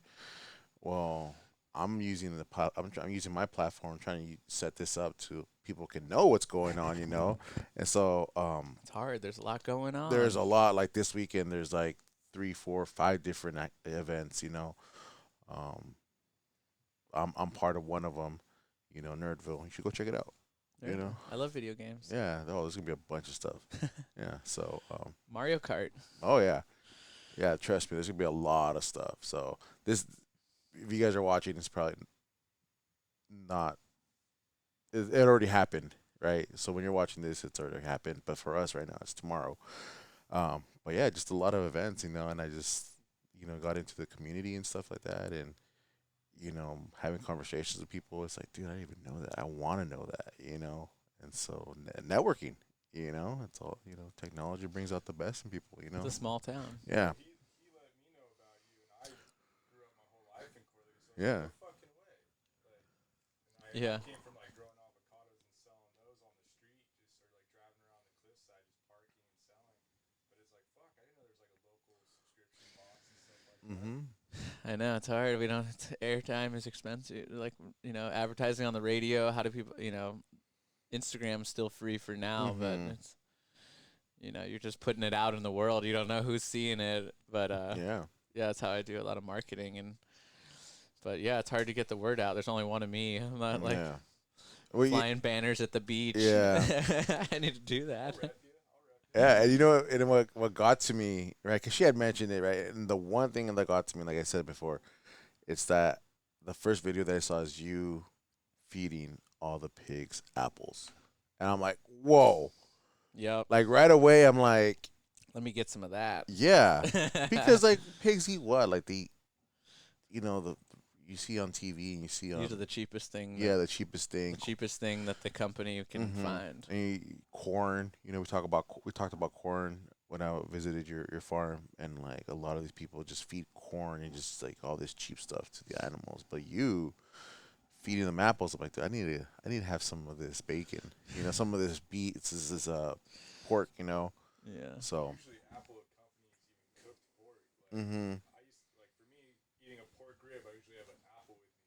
Eating my pork rib, Yeah. bite of apple, Yeah. just goes together. So the start before and then after is pretty cool. So, and kind of, what got you into feeding those pigs apples? You know, let's talk about your farm. Like, yeah. It was networking. Mhm. It was networking. It was actually the farmers market. So the farm that I get a lot of the apples from, Previdelli Farms, they have been farming since the late or the mid 40s Mhm. Wow. in Watsonville, right down the road. And I met them at the farmers market. Nick was there selling apples. We just became friends because we were always next to each other. We would trade sometimes. And then, you know, I kind of know that, and they're very meticulous with hand sorting. They pick all the apples and then they hand sort them. So anyone with a little blemish, a little like wormhole, they're tossing it. Mhm. And so they end up with some extras, seconds, and so we have a little trade going on. I bring them some meat, they bring me some. I go pick up some apples, and to them, they're they have a lot of apples, so it's this huge volume of apples, and I don't know. I don't know how they have to talk to their CPA, but I don't know. Yeah. Like little like wormhole, it's like, damn, that's still a perfect apple except for a wormhole. Where I would eat it technically, but Yeah, Oh, I but eat the apples that the Mhm. pigs have all the time. They're delicious. and and then one of the other videos I saw, you're just chilling there with them, eating the apple. They're just in the background, just munching. It looks like a green screen almost. Mhm. It's like people are like, "Is that even real? Like, did you AI that?" I'm like, "I'm not smart enough to do that. Sorry, I don't know how to do that." Yeah. The only AI we have at the farm is animal intelligence. Animal intelligence. The original AI. That's Mhm. the original AI is animal intelligence, and we have a lot of that. Mhm. So we rely on the animals to be intelligent. We let them express their own intelligence. That big bucket of apples they're looking through they got to use their brains and find the best ones. Yeah. And so that's cool. I mean, that's a big part of how it's really different is, the animals get to express their natural intelligence. Mhm. The chickens get to be outside pecking around instead of being in some cage or in some house, Mhm. some free range barn. And they only got one thing to peck at, either each other or the food. Yeah. So there's not a lot of intelligence needed in that situation, but they're probably all a lot less stressed out the way you do things Mhm. than like yeah. industrialized. So. Well, I've never been an industrialized chicken. I've never been a chicken in a feedlot, but I like to believe like you don't know what you don't know. Yeah. So they might not know like, oh, I Mhm. could have this life outside and there's some like thing going around where the Oculus Rift you could put some VR. Yeah. With cows, I've heard in some sense where it's like cows that are kept in a tent, they're putting them in an Oculus rig. Yeah, they're like out there in the Swiss Yeah. Alps like eating grass, but they're like in some dark garage. Yeah. But All packed in we don't have together. yeah, we're going to get a loan so we can buy a bunch of Oculus Rifts for each chicken. Playing Halo with all your cows. Yeah. That'd be funny. Yeah, so they're out there. I mean, it's different, different. They got to look out for hawks. They got to go, find their own food. So And what do you feed your animals? it's a non-GMO mix of ground wheat, ground peas, ground sunflower seeds, and a little bit of ground peanuts. And then there's other like minerals, and they put like essential oils in there and probiotics, stuff like that. So It's pretty good. I've tasted it. It's Yeah. it's a little salty, but it's food. Yeah, yeah. I mean, Yeah. it gets the job done. Like I said, that pork chop tastes so clean. I mean, I'm still raving about it. Like it's, I want to have one tonight. yeah. I'm gonna have to put in an order in, tonight as well. Yeah. So. Yeah. Yeah, and so yeah, we sell now. We sell meat on the website, What's the website? pajaropastures.com. And then so it's a little bit confusing. I got to figure out how to make this a little bit less confusing, but we have 2 stores. So we have the general store, which is where you shopped, Mhm. which has like a handful of items, like stuff that I have a lot of. There's like pork chops and like ground beef usually, and That's located on your farm, the general store. It's online. It's an online. Online, yeah. It's an online store. Yeah. So you don't order. And that's like no yeah. subscription. You don't need a subscription. It's just a one time. That's like for people that just want to sample it, or they're like they just want to make a one time purchase. That's the online general store. And then I also have the subscription store, and so that's through the software program. And then you'd sign up and put in your payment, make an account, put in your payment info, and that's like the full menu. That's the full menu of everything. So I give priority to those customers. So I'm sorry, but I'll still hook you up if you want to come to the farm and shop. And so Yeah. I get some of those. I still have a lot of friends that just hit me up. They're like, "Hey, I need some meat," and they come by, and we go through the freezer and hook them up. Yeah. So get people some food Yeah. and eggs, meat and eggs. Meat and eggs. If we could live off of meat and eggs, I think it'd be pretty good. Pretty good. Yeah, veggies are good too. No hating on veggies. Yeah. No. Yeah. I mean, Do you have a relationship with any like local restaurants or anything like that? A bunch, yeah. yeah. A bunch. Love being able to say local farm to table, basically. Yeah, some of it's there's a lot of restaurants that's kind of farm to fable, but and I've had some interesting experiences. I had another chef friend one story is I had a chef friend like, "Oh, congrats congrats on selling to this one restaurant." And I was like, "What restaurant? I've never sold anything to them." And they're like, "Oh, well, it said in the magazine and on their menu that they're selling your meat." And I was like, "I've never sold a pound to these people."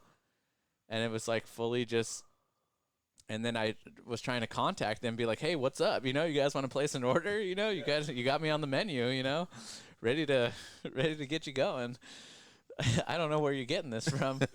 And I finally talked to him, and the chef I finally contacted chef. I would like call every week and like send emails every week. I was like really kind of like on one trying to get a hold of this guy. And I finally got a hold of him. He's like, "Oh, that's like what the distributor said, that's where they were getting it." And I was like, "Oh." So I don't know if he was lying or the distributor was really just selling their meat under my label, but that's another. So there's all sorts of shadiness kind of happening in the broker kind of wholesale food world. A lot of the big companies, they spend a lot of money on marketing.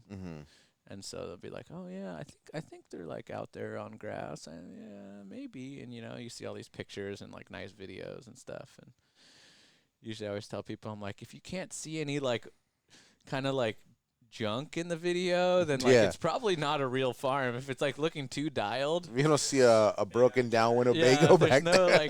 There's no tractor like kind of trash pile. Like it's probably like just some marketing thing, You're like, is it really like that? Like real farms, like they got they're nitty gritty, There's They're nitty-gritty. There's farmers, a we rawness don't to it, throw anything away. Like like there's some farmers that are like they really want everything to look really nice and polished, and I get that.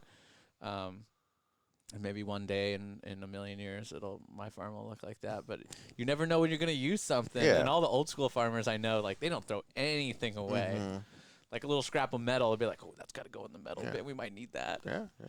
Yeah, or like tractors, like busted tractors. Like, no, we might need parts off of that, but I can't get rid of that. Might need to patch up a fence or something. That little piece is like the key piece that just is perfect. Yeah, exactly. Yeah.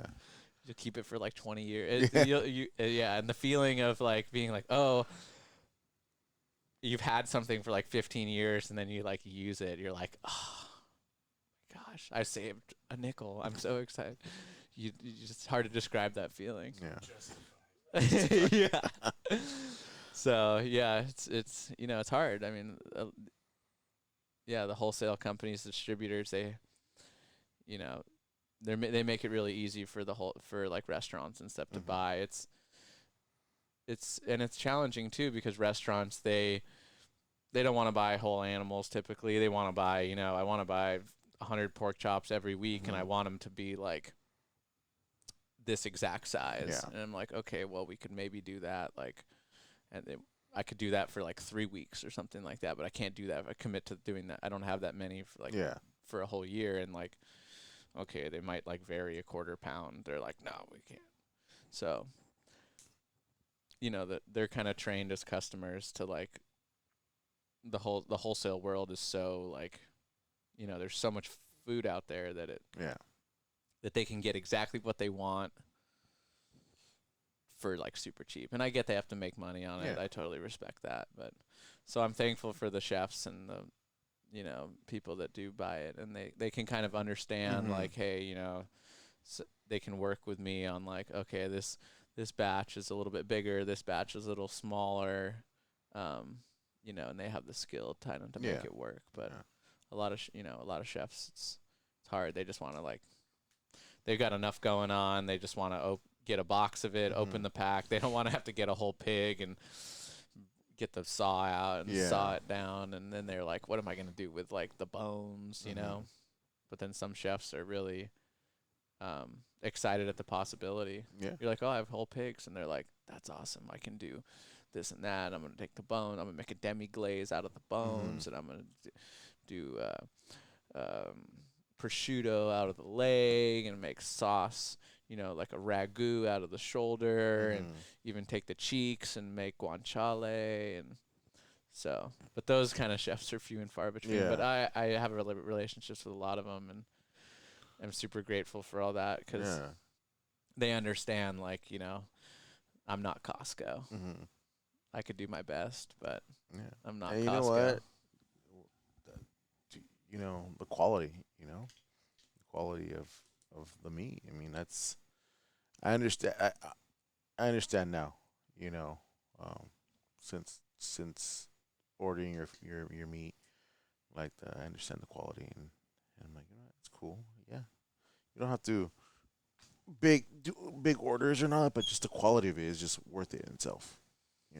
Yeah, yeah, and healthier for your family, healthier for you, healthier for the planet, a little bit. Yeah, it's crazy. Have you ever thought about doing like your own like prosciutto style, like fat covered stored legs or something like that? I thought about just trying one for me. Kind of, I was like, I still have to convince my wife that like hanging a leg of prosciutto in the kitchen, Spanish style, and being like that's the vibe we're going for. Yeah. But They have that Iberico prosciutto where it's like 1,500 to 4,000 a leg, depending on. Yeah, it's not cheap. Yeah. I mean, that could be like a long-term investment where it's like a. Yeah, it's an interesting business model because you have to wait so long, and I think there's some, they get those prices kind of because there's like hype around it. Kind of like Wagyu. Like Wagyu is really good. Have you ever had it?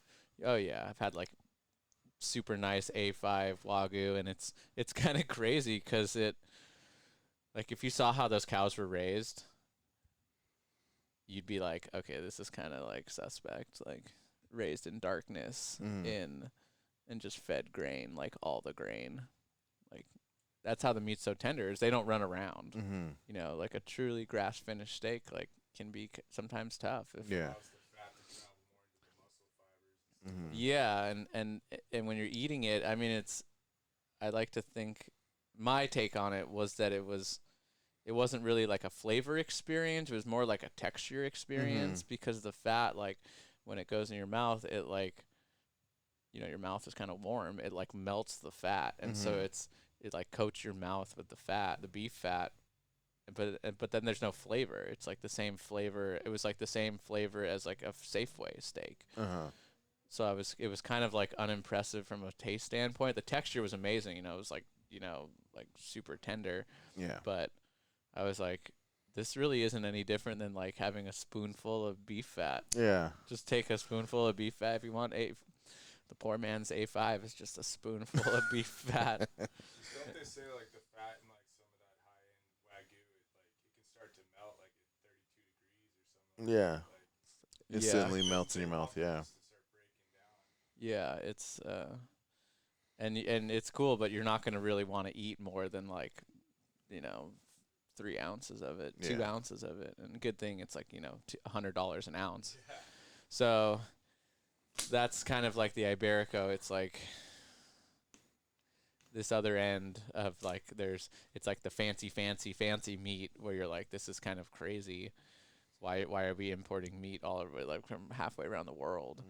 So the carbon footprint with that, and like all the grain that the animals eat is kind of crazy, and then there's like conventional meat. So it's all about a balance somewhere in the middle.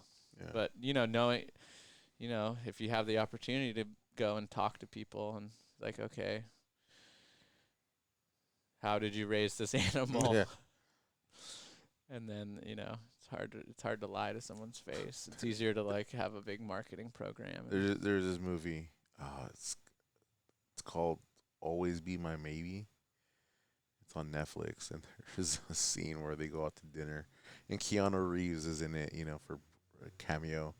And they go to their restaurant, like a modern day restaurant, and then they serve him like a little piece of steak, but then they give him a pair of headphones, and they get to listen to the cow that they're eating. Oh, that's cool. It was a Cows have the Oculuses for sure. yeah, it was a little funny take I just thought about right now. But yeah, just he's eating it, taking a bite of the steak, and he starts to cry because he hears the sound of the cow in the headphones. And cows can be loud. They can be Yeah. so loud. They just bellow. Like, this is how I raised the cow, and you get to listen to it while you eat it. Completes the experience. Yeah, full 360, That's crazy. Yeah. Farm to table to ear. Yeah. I mean, some people want. What was his favorite color? What did it like to do? And we know it. We know we know all about our animals. What they like to do. If you want to know, we'll tell you. Yeah, I got to talk about that. Your one big hog that I Big saw. Dad. Big bat. Yeah, Big Dad. dude, he is huge. Big Dad. So I went to the farm, right? He had all his little pigs, the young ones, but then he had the head honcho, Yeah, he's the breeding boar. the breeding boar. Yeah. That thing is huge. And what, 2 tons? 2 tons, man. That's 4,000 pounds. 4,000 pounds? Oof. That's not. No, he's not 4,000 pounds. No. What is he, Maybe like 700. 700? Oh no. He looks still it big. though. He looks it though, like, Half a ton. half a ton. Okay. A little under half a ton. Yeah. 3/4 of a ton. Yeah. So Ton's a lot. yeah. How do you? Because you got the big boar, then you got the 2 Sows. sows, which is female Females, yeah. pigs. Yeah, so breeding pigs. I started the whole pig thing with 1 pig. Mm-hmm. I got it from a chef friend and farmer friend, Matt, who owns Pretty Good Advice, a local restaurant around here. He does super awesome food. And she was pregnant. So she was the first pig, and then she gave birth, and then I had a bunch of pigs, and then I kept her daughters, and then I kept the daughters of that one, and those are the sows that I have. Mm-hmm. So I have 6 sows. 4 of them are the granddaughters of that first pig, and then the boar. And so you get a boar, and I got 1 boar from my friend Linda out in Carmel Valley. She's my pig guru. She's a rancher, super awesome. She has like 2,000 acres out there. Um, and that's kind of how we do it, is because you don't want to inbreed your pigs. Yeah, So you you go were and talking about that. you get some, like I could have all the moms could all be sisters, and then you'd go get a boar from somewhere else. Mm-hmm. I got the one I that you saw. I got them off of Craigslist. Yeah. Where all good deals come from. Nice. Craigslist. Out in the Central Valley was just this. They had like 5 pigs, and Yeah. they're like, we got to get rid of this boar. He's too big. And I was like, well, I'm kind of in the market for a big boar, because the sows are big. So Mm. the sows are 600 pounds. So it's a good size, So how good many? pairing. Yeah. How many are born in a litter? And then we have babies. So Yeah. if you want to come out to the farm, we got a bunch of babies now. We have 4 litters of piglets. They literally were born the day after. The day after, I was dude, there. you missed 'em. Yeah, I know. One day. But yeah, so pigs have like litters of anywhere from like 10 to 15 usually. Mm-hmm. And they are just tiny little things, and mama is so big. And so it's kind of a challenge of like, and mom doesn't really have any problems with birth. Typically, it's not like a horse or a Mhm. cow where you'd have to like get in there with like the rope and you're like pulling them, yanking them out. It just pops them out. Just pops them out, which is nice. Sometimes in the middle of the night, you just wake up and you're like, oh, I guess we're having pig. Is that what happened? Sometimes it is. I mean, you can see them get big, Uh-huh. but their teeth start to fill up, and you're like, okay, we're coming soon, but you don't know when. You start checking the pigs more, like instead of 2 times a day, I'll check them like 4 times a day. But usually, and part of why I chose those breeds is because they're good moms. Yeah. And so you usually don't need to help them do anything, and they have enough natural instincts that they lay there and they will nurse their babies, and just the cutest little things. Mm-hmm. Yeah. They're just cutest little things. It's crazy. I mean, people get asked sad, oh, are you sad, heart processing these pigs and eating these pigs? I'm like, not really, because they're like, every time you go take some to summer camp, you have some more born, and so there's this, life goes on. Death is a part of life, it's hard to get sad at the ones, that got turned into meat when there's new ones being born. You're like, wow, the circle goes on. Circle of life. The circle of life. Lion King was right. Yep. Yeah, so a lot of baby pigs now. Cute. Now they're like running around, and they come out and you're like, oh my gosh, how like these things, like any babies, you're just like, how are you going to make it in this world, Oh, man, there's all these things. There's coyotes. And if this you're and lucky, that. you'll be in my belly in 2 years. Yeah. But they live really good lives, I don't even, if people don't want to know, then that's fine. But, like, Yeah. I think it's interesting that, that's the default, is that I don't want to know what I put into my body. Yeah. And food is like, yeah, it's something that you put into your body. You're being sustained off of it. Like, God forbid you like knew that thing had a good life, Mm-hmm. or even knew that it had a life at all. Like, I get it if you're like, you don't want to like witness it being harvested and all that stuff. I respect that, but yeah, it's just weird. Like, God forbid you like eat something that you love, and like I do love these little pigs. So Out of sight, out of mind. Yeah, out of sight, out of mind. yeah, and it's like, do you get attached? People always ask me. It's like, Do you name them? do I name them? I give them tasty names. No, but I love what they do for my body. I love like what they do for the land. Like, it's so you don't feel that bad. You're like, this is, none of us are getting out of here alive. So it's part of life. It's, something's gonna eat us. We have to eat a lot of things in order to live every day. I don't realize it. Yeah. I think a carrot has like a life too. Yeah. Was a little baby carrot once too. Yeah. It was just a seed. It was just a baby seed. Yeah. Well, that's cool. It's a trip. Yeah. It's a trip. And it used to be a common thing. Everybody used to know.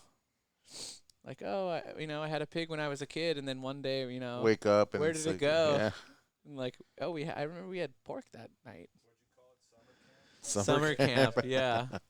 Well, slaughterhouse kind of like, I was like, oh, it's kind of grim. Oh God.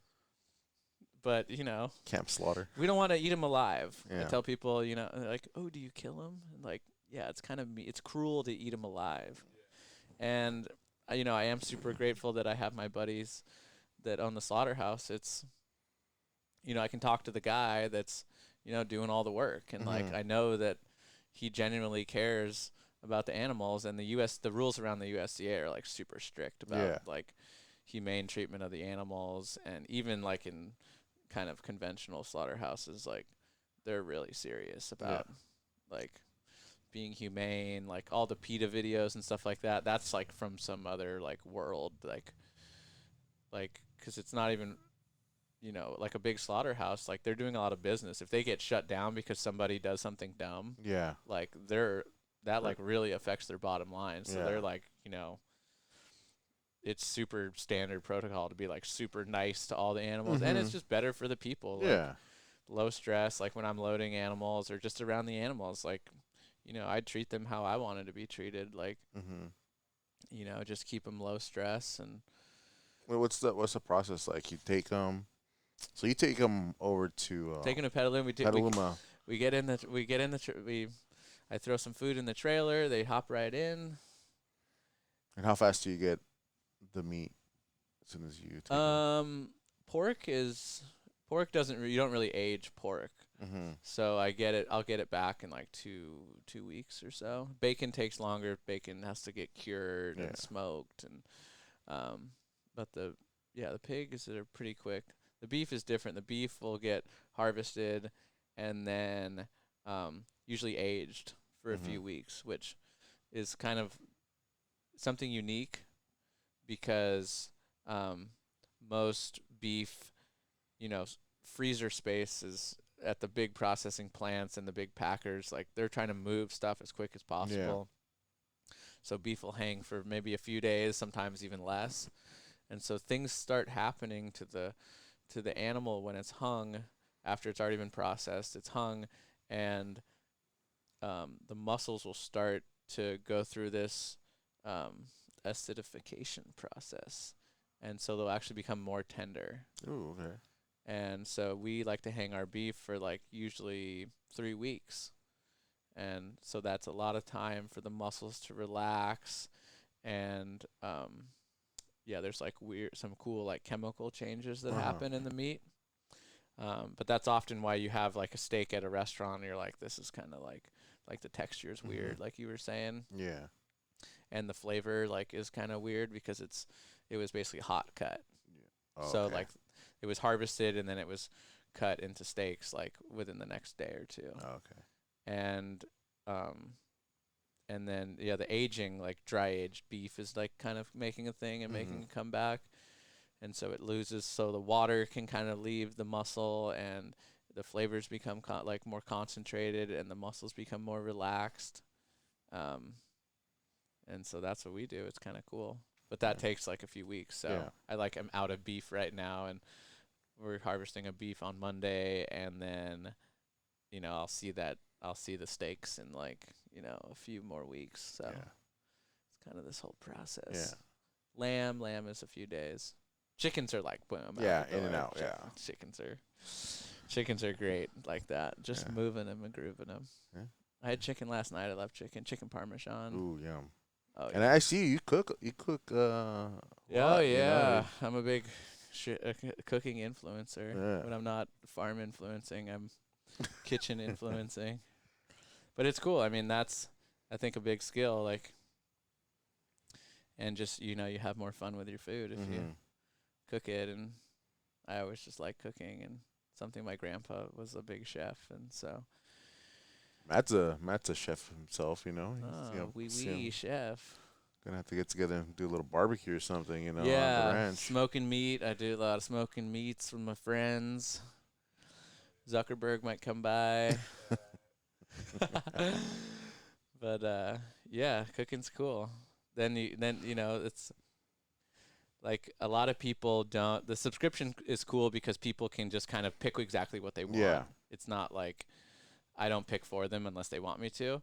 Um, and so people can pick their favorite cuts. And I've learned kind of like with cows, especially, like people only really are familiar with a handful of things. Yeah.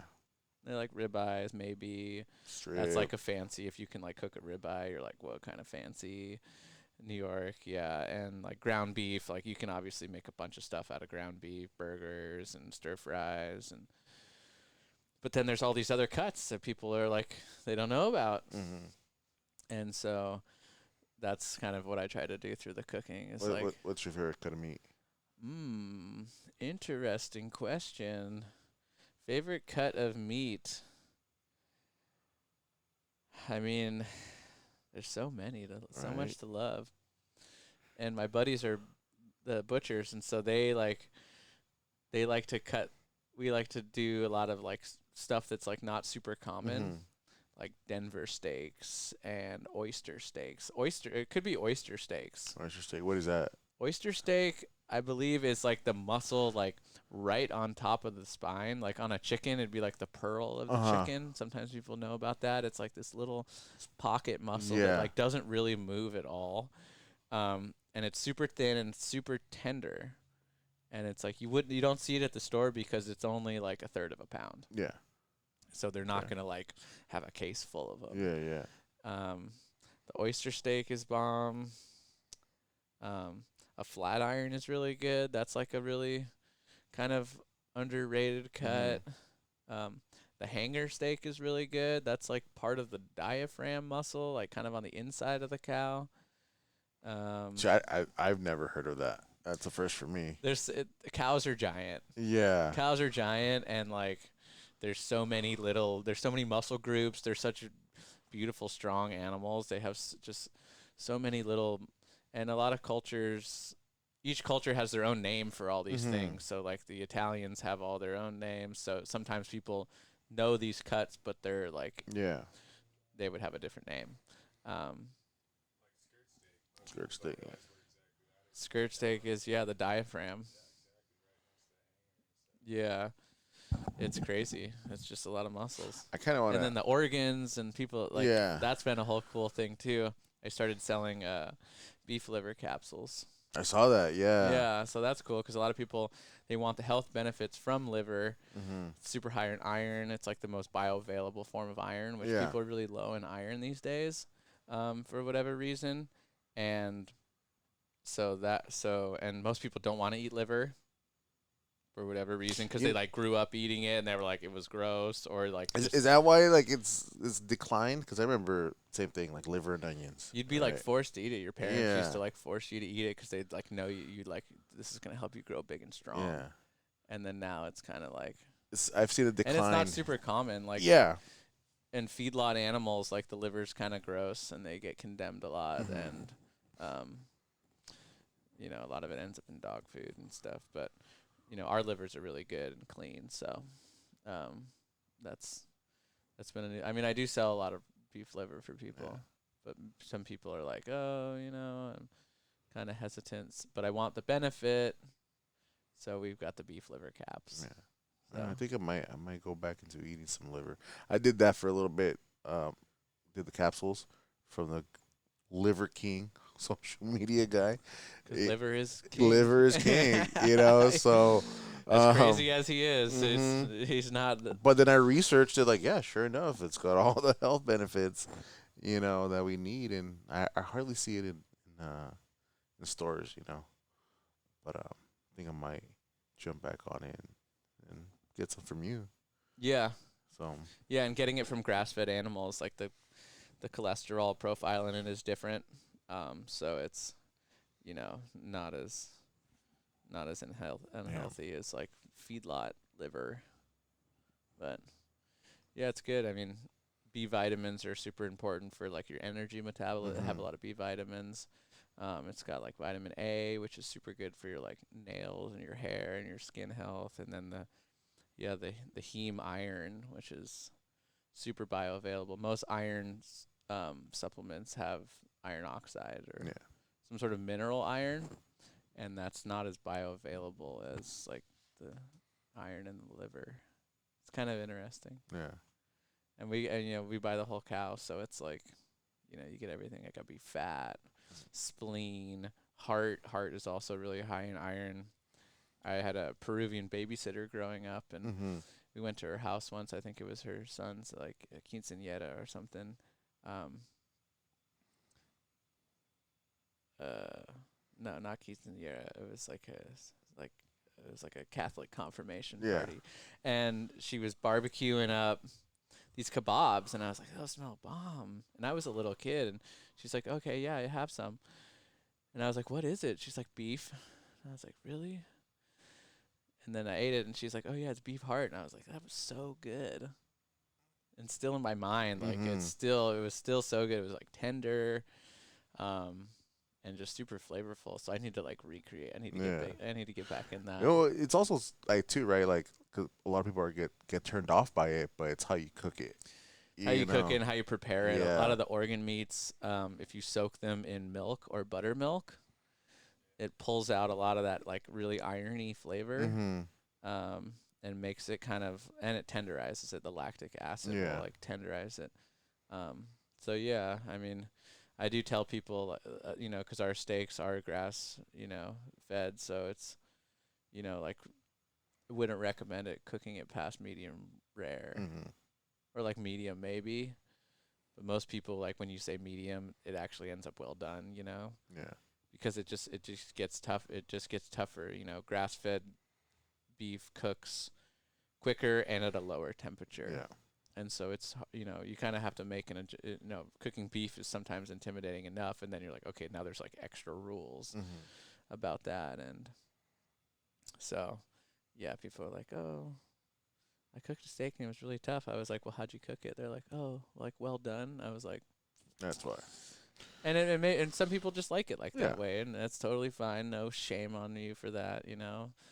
But I might not be coming back to your Yeah. house. Yeah. You were saying it earlier. You're like, nah. I used to have to tell places like cook it rare, and then Mhm. you might get it medium rare. Medium. But yeah, everyone's different. My wife likes it kind of not as rare as Yeah. me, but I bet. I know where it comes from, so I'm Yeah. like, know that it was like, not processed, with a million other cows in some crazy place. So it's like, yeah, it's probably fine raw. Yeah. Might get some steak and eggs after this. Yeah. Pork, yeah, you could eat pork raw. You could eat chicken raw. There's that raw chicken experiment guy. Have you seen that guy? I have. My Mm, grandpa went on a diet from his doctor of raw meats. really? And so, like, every family function, it'd be like, okay, you're going to go eat around the corner because you'd just be slurping on raw chicken, like squeezed with lemon juice and stuff like that, or like just chunks of ground raw. It was He's crazy. still alive. No, he's not. Well, I meant like, after eating that meal. But it was just crazy. It'd be like he was on an all raw diet, raw cow milk, raw beef, raw chicken. It's like, Yeah. he didn't Well, watch, but I mean, yeah, he didn't. I Didn't saw. get him sick. Yeah, I saw this clip on the Joe Rogan podcast. He had some guys talking about how he eats raw meat and how he has it like stored above like the stove, the fridge. Like it was like pure grass fed, all that. But the way he stored it, it's all about storing. And sure enough, like he just That's like that dry age. dry age. I just Yeah, the chop dry it up age. and just eat it raw like that. And It's like, kind of fine. it's kind of trippy, Yeah. because it does, like, when you dry age stuff, it will grow a little bit of mold on it, but the mold's totally edible. Mm-hmm. It's healthy. It's yeah. just doesn't, it looks kind of weird, Yeah. but it's like a fermented food, Mm-hmm. Yeah. sauerkraut or wine, and wine is a fermented Yeah. food. Yeah, it is. If you smelled let grapes juice sit around, Mm-hmm. people like wine, so Yeah. Wine, aged wine and aged steak. yeah, Oh, it pairs good. well. Mm-hmm. But yeah, there's all sorts of fun stuff. Meats, you could do all sorts of fun stuff with meat. Yeah. And eggs. Oh my gosh. Oh yeah, eggs are amazing. Well, I heard you can coat eggs in like a mineral oil and they last on the shelf for months. It's like You can do all sorts of crazy things with eggs. People like put them in water, and I don't. Yeah, I've never tried it, but I usually just eat. I eat all like the cracked egg, like the ones that have like little cracks in it, or the little ones that are too small to sell, and so I eat a lot of eggs. But I love to make mayonnaise. Ooh, okay. I want to do like a mayonnaise, like mayonnaise brand, and so because there's no pasture raised Mayonnaise. mayonnaise, and do it with like avocado oil Ooh, okay. and olive oil. Most mayonnaise has like Corn oil, seed oils. yeah, Canola. canola and Yeah. soybean oil. Like almost impossible. Well, there's a few brands, but and then they use just regular eggs. So you're like, okay, well this could be. You could take it to the next level. Yeah. That sounds good. What else? Like bone broth. That's like a big thing. Bone People broth, are all into yes. bone broth now. I love that. Tallow. Tallow. I just got myself a big old jug of tallow. That Black Label brand. Mm-hmm. It's like the popular one. Epic, I think. Yeah. Yeah. And it is great. You cook with it. You could. Yeah. People are putting it on their face and stuff like that. Yeah. I think that's super good. Like on your dry elbow. Or Yeah. I've switched up my oil game. Like in the past like 3 years, I've like pretty much like abandoned like anything seed, soy, just olive oil, avocado oil, tallow, ghee. Ghee. Yeah. Yeah, I mean, seed oil's kind of thing. It's like you start looking into the history of it, right? And it's like canola oil used to be like an industrial lubricant. Mm-hmm. Used to be like used as like an engine oil at the beginning of industrialization, and then they figured out how to like take the smell out of it, and they're like, oh, leave it to corporations to always be providing people with the best food. They're like, oh, we could sell this. Yeah. And soybean oil is like gnarly, like, oh man, Yeah. go eat a raw soybean and you're not gonna be. That's gnarly. But whatever. People are into their things, and Yeah. you want to drink soy milk? Okay, go ahead. Do your thing. More milk for the rest of us. Yeah. But Well, I love milk too, Yeah. man. I started drinking raw milk. Raw milk is good. Yeah. I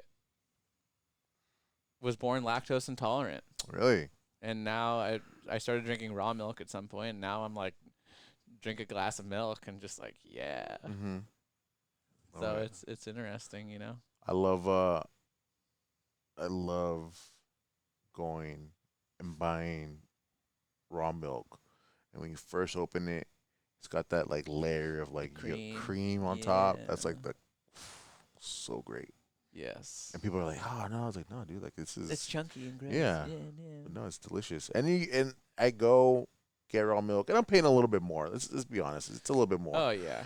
But like, and I did this to my brother, right? Like, got raw milk, and I got like a whole milk from the grocery store. Had him try it. Raw milk, 100%, way better. I know. I know. It's good stuff. Yeah. I mean, look how fast baby cows grow. They're strong. But the fact that you said that you're lactose intolerant, but then you just started drinking raw milk, and then Yeah, the probiotics. Mhm. Yeah, you gotta. Some people aren't into it. Some people it doesn't work out for. But yeah, thankfully, I can drink raw milk and regular milk now. Yeah. that's good. I mean, food's good. Food is good. When you're not farming, when you're not drinking raw milk, what do you do? You mentioned video games. Well, I grew up in suburbs. We were playing. We were playing outside. I played a lot of Mhm. sports when I was a kid, and then I played video games, a lot of Nintendo 64, some PC games. But then, in college, it just, I don't know. I guess I didn't have the internet connection wasn't fast enough. But Mhm. then I got into, and always when I was a kid too, I liked working on bikes. And I got really into like choppers when I was a kid, like motorcycles. But I was like, okay. And then that kind of got me into bikes, because I was like, okay, I can't drive. I'm like 12, so. Because when I went out to your farm, you had some vehicles out there. Okay, yeah. Now I have the car owner virus. Yeah. And so yeah, I have some diesel trucks for the farm that I use for the farm, and yeah, I just really like I guess I'm old school like that. I just like old school cars, and so yeah, when I'm not farming, I'm wrenching on old cars and all my tractors are like old tractors. My forklift is from 1945. Mm-hmm. Wow. It was built for World War II Wow. to kill Nazis. So it's a Clark plane loader. Yeah, they're for loading cargo planes, and they said every airstrip during the war, during WW2, had one of those on it for loading cargo planes with cargo, and the thing runs like a sewing machine. Wow. It's crazy, and it's just super bare bones. You can fix it. It didn't have brakes. I bought the thing. It was like $1,000 on Craigslist. I could have my whole own. I want to have my own podcast about just like talking about vehicles and like the stories that they have, but we'll get there. But yeah, bought it, didn't have brakes. It didn't have, had to buy like a water pump and like all these other things. But and that's half the fun. People are like, is it hard to work on cars and old stuff? I'm like, it's super easy. The problem is finding the stuff. Yeah. And then it's easy to put it on. Mm-hmm. Like common sense, you can put it on, but finding it. And so, but yeah, the forklift and these old tractors from the late 70s, they're just awesome. And then I have a bunch of cars too, like, do a little hot rodding and stuff like that. I drove my 59 Ranchero today. Yeah, I saw that out there. The Ranchero. And it's funny. It's rusty and stuff like that, but I bought it for a pretty good deal. And, I've just been working on it. It's not going to win a car show, but, like, I like them. I think they're like time machines. Yeah. You like getting them. And I also like oldies music and stuff like that, like old doo-wop and soul. And yeah. Put some of that on and cruise around. And you're not the only one in Watsonville cruising around in old cars. There's a whole bunch of us. Car show couple. I know. You told me about it. And it's so Watsonville has such a cool car culture. Yeah. And whether it's trucks or lowriders or whatever, like imports, like it's just cool to see people out there doing stuff with their hands and keeping it alive. Yeah. Keeping the old stuff alive. I mean, go try to work on your Tesla. It's like voiding more, and Elon Musk gonna show up at your house, like, take it away. Yeah. You did what? You tried to do what? So, it's cool. I guess it's just old school, Yeah. So we raise meat this old school way, and also like old school cars, I guess. Hey, old school's just better, Yeah.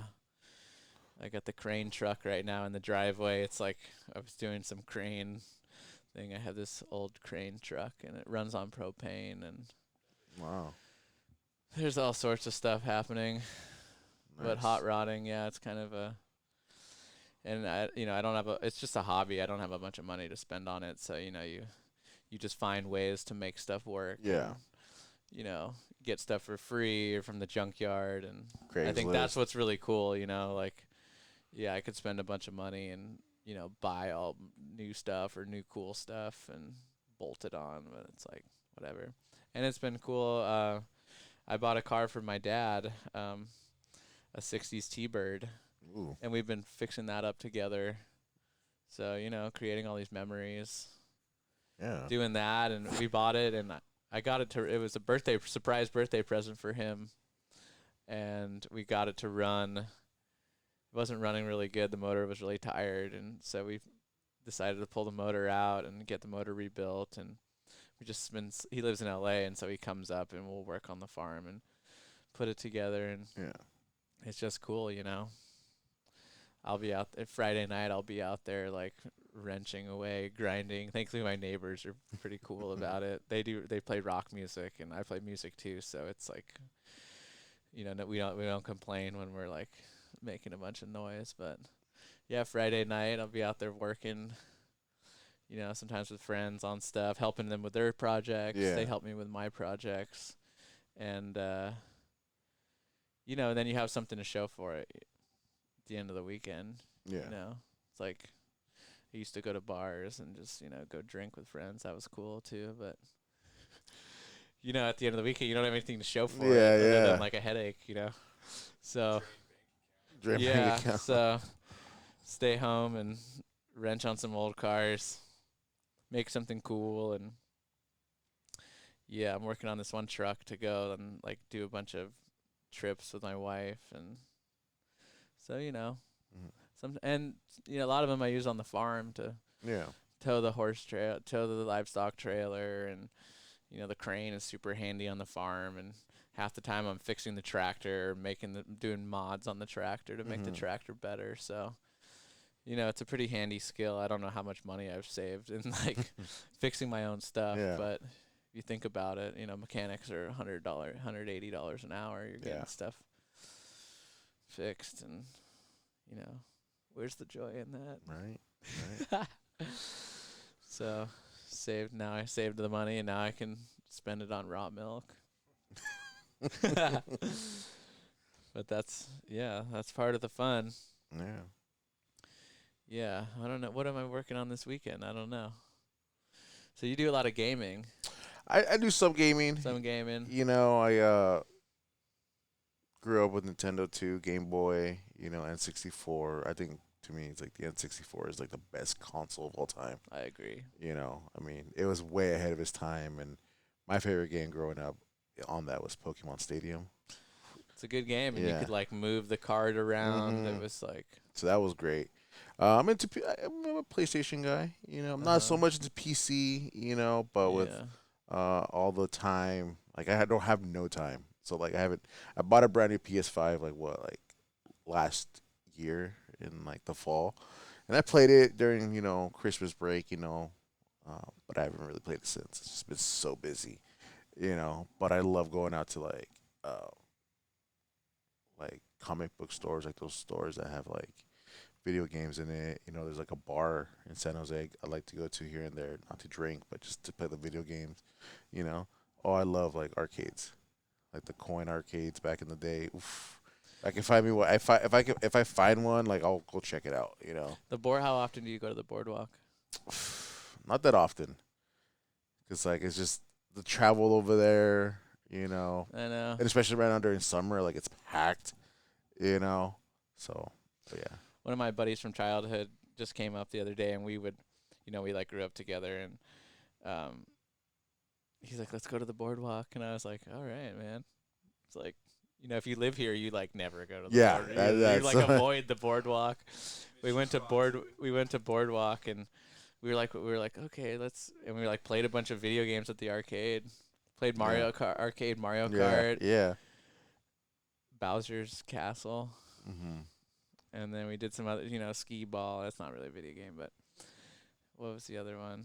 Rampage. Rampage, that's classic right That was there. a classic one, and you just like I haven't played Rampage in like I don't know 18 years or something. Yeah. You like remember like how it all worked. You're like yeah. The Street Fighter, the Mortal Kombat fighting games, Yeah. like those are It was great. cool. I mean, it's kind of different. Like, they have little cards. Mm-hmm. But I was like, man, I used to spend so much time and money playing video games. Growing up, like the spot. I mean, Boardwalk was there, but one of my favorite spots was it's Gilroy Gardens now, but it was called Bonifonte Gardens, Mm-hmm. and it used to be a dime, like 10 cents. Just get in there and just play. And I loved Ninja Turtles in Time. Oh my god. Oh, that one right there is a classic. Yeah. So And it was like 3D. Like you could Mhm. move. Like it wasn't just straight. yeah, Yeah, that's a good game. yeah, those are great times. Yeah, so I'm into video games. Kind of for me, my fun is like kind of being involved in the community, doing things. I work with youth and all that, so like it's my go-to. Hang out with friends. Barbecue. Stuff like that. So Nice. yeah, I'm a bit of a nerd. So I love me some good comic. Nerdville? Nerdville. Oh, really? Yeah. Nerdville? You like Nerdville? Nerd? Yeah, so I'm into like comic books and like superheroes. I mean, Who's your favorite superhero? all right, Batman. Batman and Spider-Man. Batman. So Batman Spidey. Batman is my favorite DC Uh-huh. hero. Spider-Man is Marvel hero. If I had to choose out of those two, I'd go Batman. Who would win in a fight? Oh, Batman for You sure. think? Yeah, Yeah. Batman could just take down anyone. Not so much that he doesn't have powers, but like he could like Well, he's a billionaire. billionaire. Too. Yeah. He's got resources. He could figure it out. He'll take you out in the courtroom. Have you ever seen Justice League Doom? No. So it's no spoilers, but it's a movie. It's an animated movie, Mm-hmm. and pretty much all of the Justice League gets taken out. Like their weaknesses, right? And it was a protocol that Batman had put in place to take them out in case they went rogue. And then someone stole Batman's information on that, and they just kind of like everyone got mad, like, "What, Batman? You have that information? Like, you shouldn't be using that." And he's like, "Well, you guys are the most powerful people in the world. If you guys go rogue or you guys switch on us, of course I need to have a contingency to take you guys out." So that was that whole movie.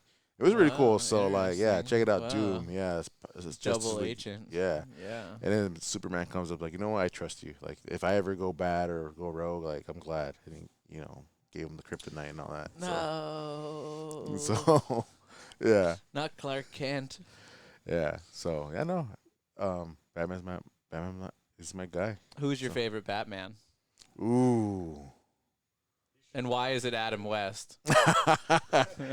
Okay. Are we going animated? Are we going just in general, live action?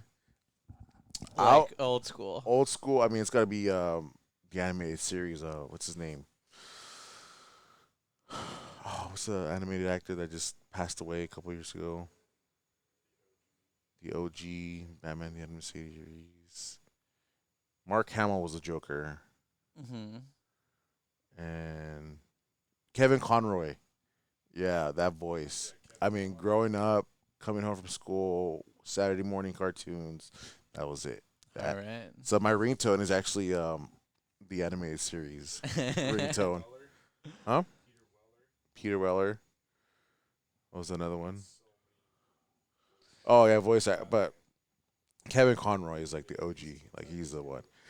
Live action, unpopular, but I'm gonna have to go Ben Affleck. Oh. Yeah, I was really disappointed that they didn't continue his story with Batman. And he had it all planned out. He had a trilogy planned out.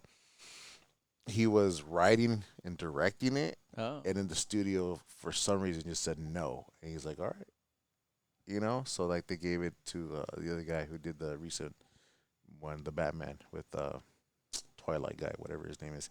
But no, I think Ben Affleck. I think he played like a perfect Batman. Like um, his Bruce Wayne was like not the best, but still like I was engaged. Like out of all the Bruce Wayne characters, like he was the one that was really more engaged. And so yeah, I take Ben Affleck. All right. Favorite Batman villain? I mean, it's the Joker, right? You have to go Joker. I mean, He's classic. it's classic. He's probably got the most conniving. Conniving, yeah. I mean, he just. Yeah. Not the Riddler. I mean, you watch the shows, you read the comics, like it's like, and then there did this episode or this comic strip about it one time that Joker says we're soulmates, like we're just entwined with each other, like it does. Like there's no Batman with no Joker, there's no Joker with no Batman, like they're just and Robin's on the side. Yeah. Like, man, it's what like that about yin me?" and yang is that they're one. So I had to go Joker. Joker. Yeah. But if it wasn't Joker, I'd have to go.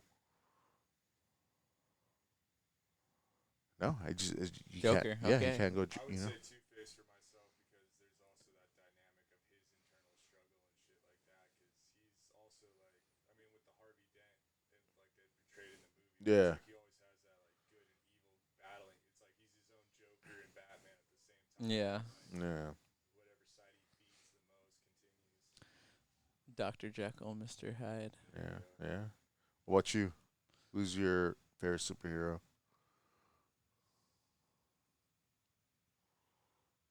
Aquaman, because you're from LA. Aquaman, Jason Momoa.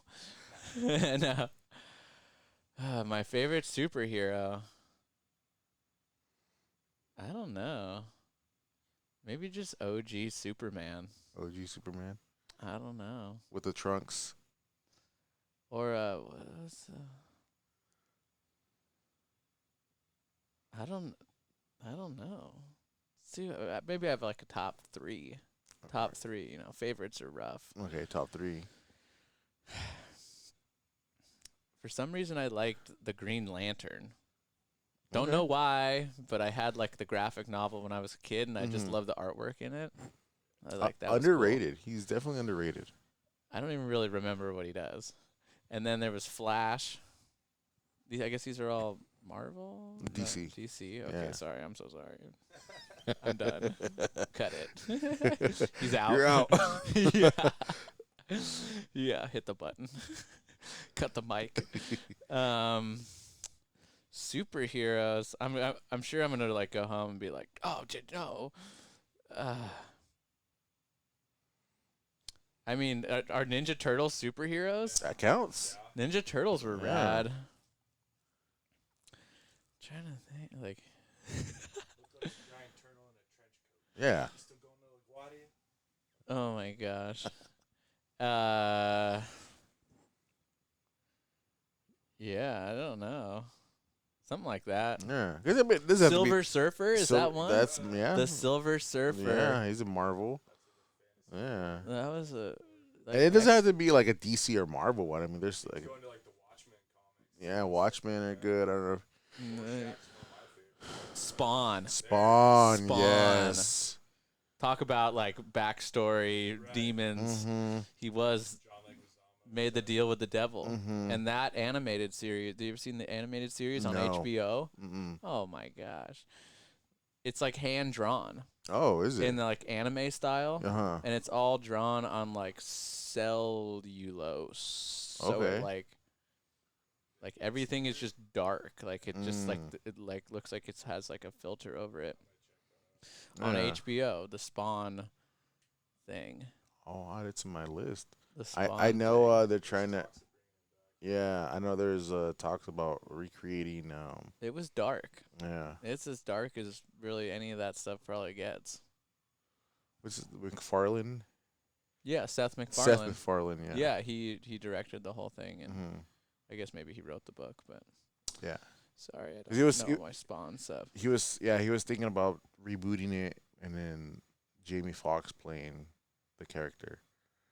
But this was like 3-4 years ago, and they're still trying to I think build momentum and get a studio or something to sponsor it. But Check out the HBO one. yeah, I'll do that for sure. That's and just the animation on it is really good, and yeah, I mean, probably my favorite story though is Lord of the Rings. Oh yes, yes. Probably the greatest story ever told. You think so? It's just like such an underdog Uh-huh. tale that It like is. against all odds, you know, like the fate of the world is in this like little, I guess Hobbit. hobbit, little hobbit's hands, like, and you're like, it's just You know, such a lot a of story of hope and Yeah. like just like resilience. Goliath, but Goliath is the world to these tiny little hobbits. Yeah. And stuff, 'cause they don't linger further past like their little shires. Mhm. Yeah. Like, the whole world is Goliath at that point. And just I think Tolkien was like a really good author. yeah. No, I love the Lord of the Rings. A lot of people don't like it. I don't know why. Because they start with the movies first, they don't read the. Yeah. Yeah, they don't know the I know, Hobbit. but it's like I know that they're gonna be so much better and stuff. Did you ever go out midnight premiere for these shows? No, I did.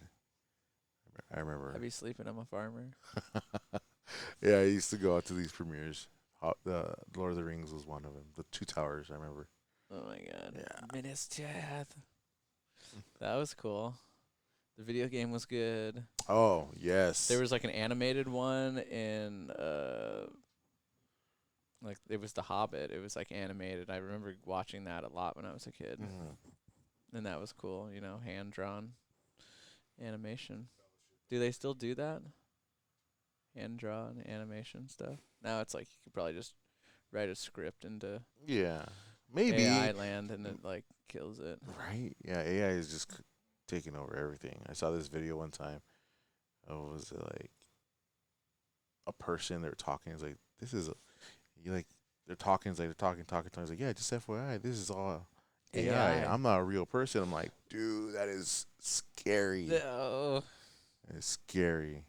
Yeah. Yeah.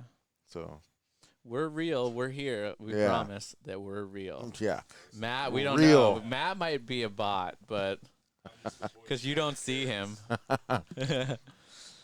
But we are real. yeah. But man, I really appreciate you coming out to Thanks for this having and me. joining me. Yeah, Yeah. again, like it's a really exciting episode. I can't wait for it to come out.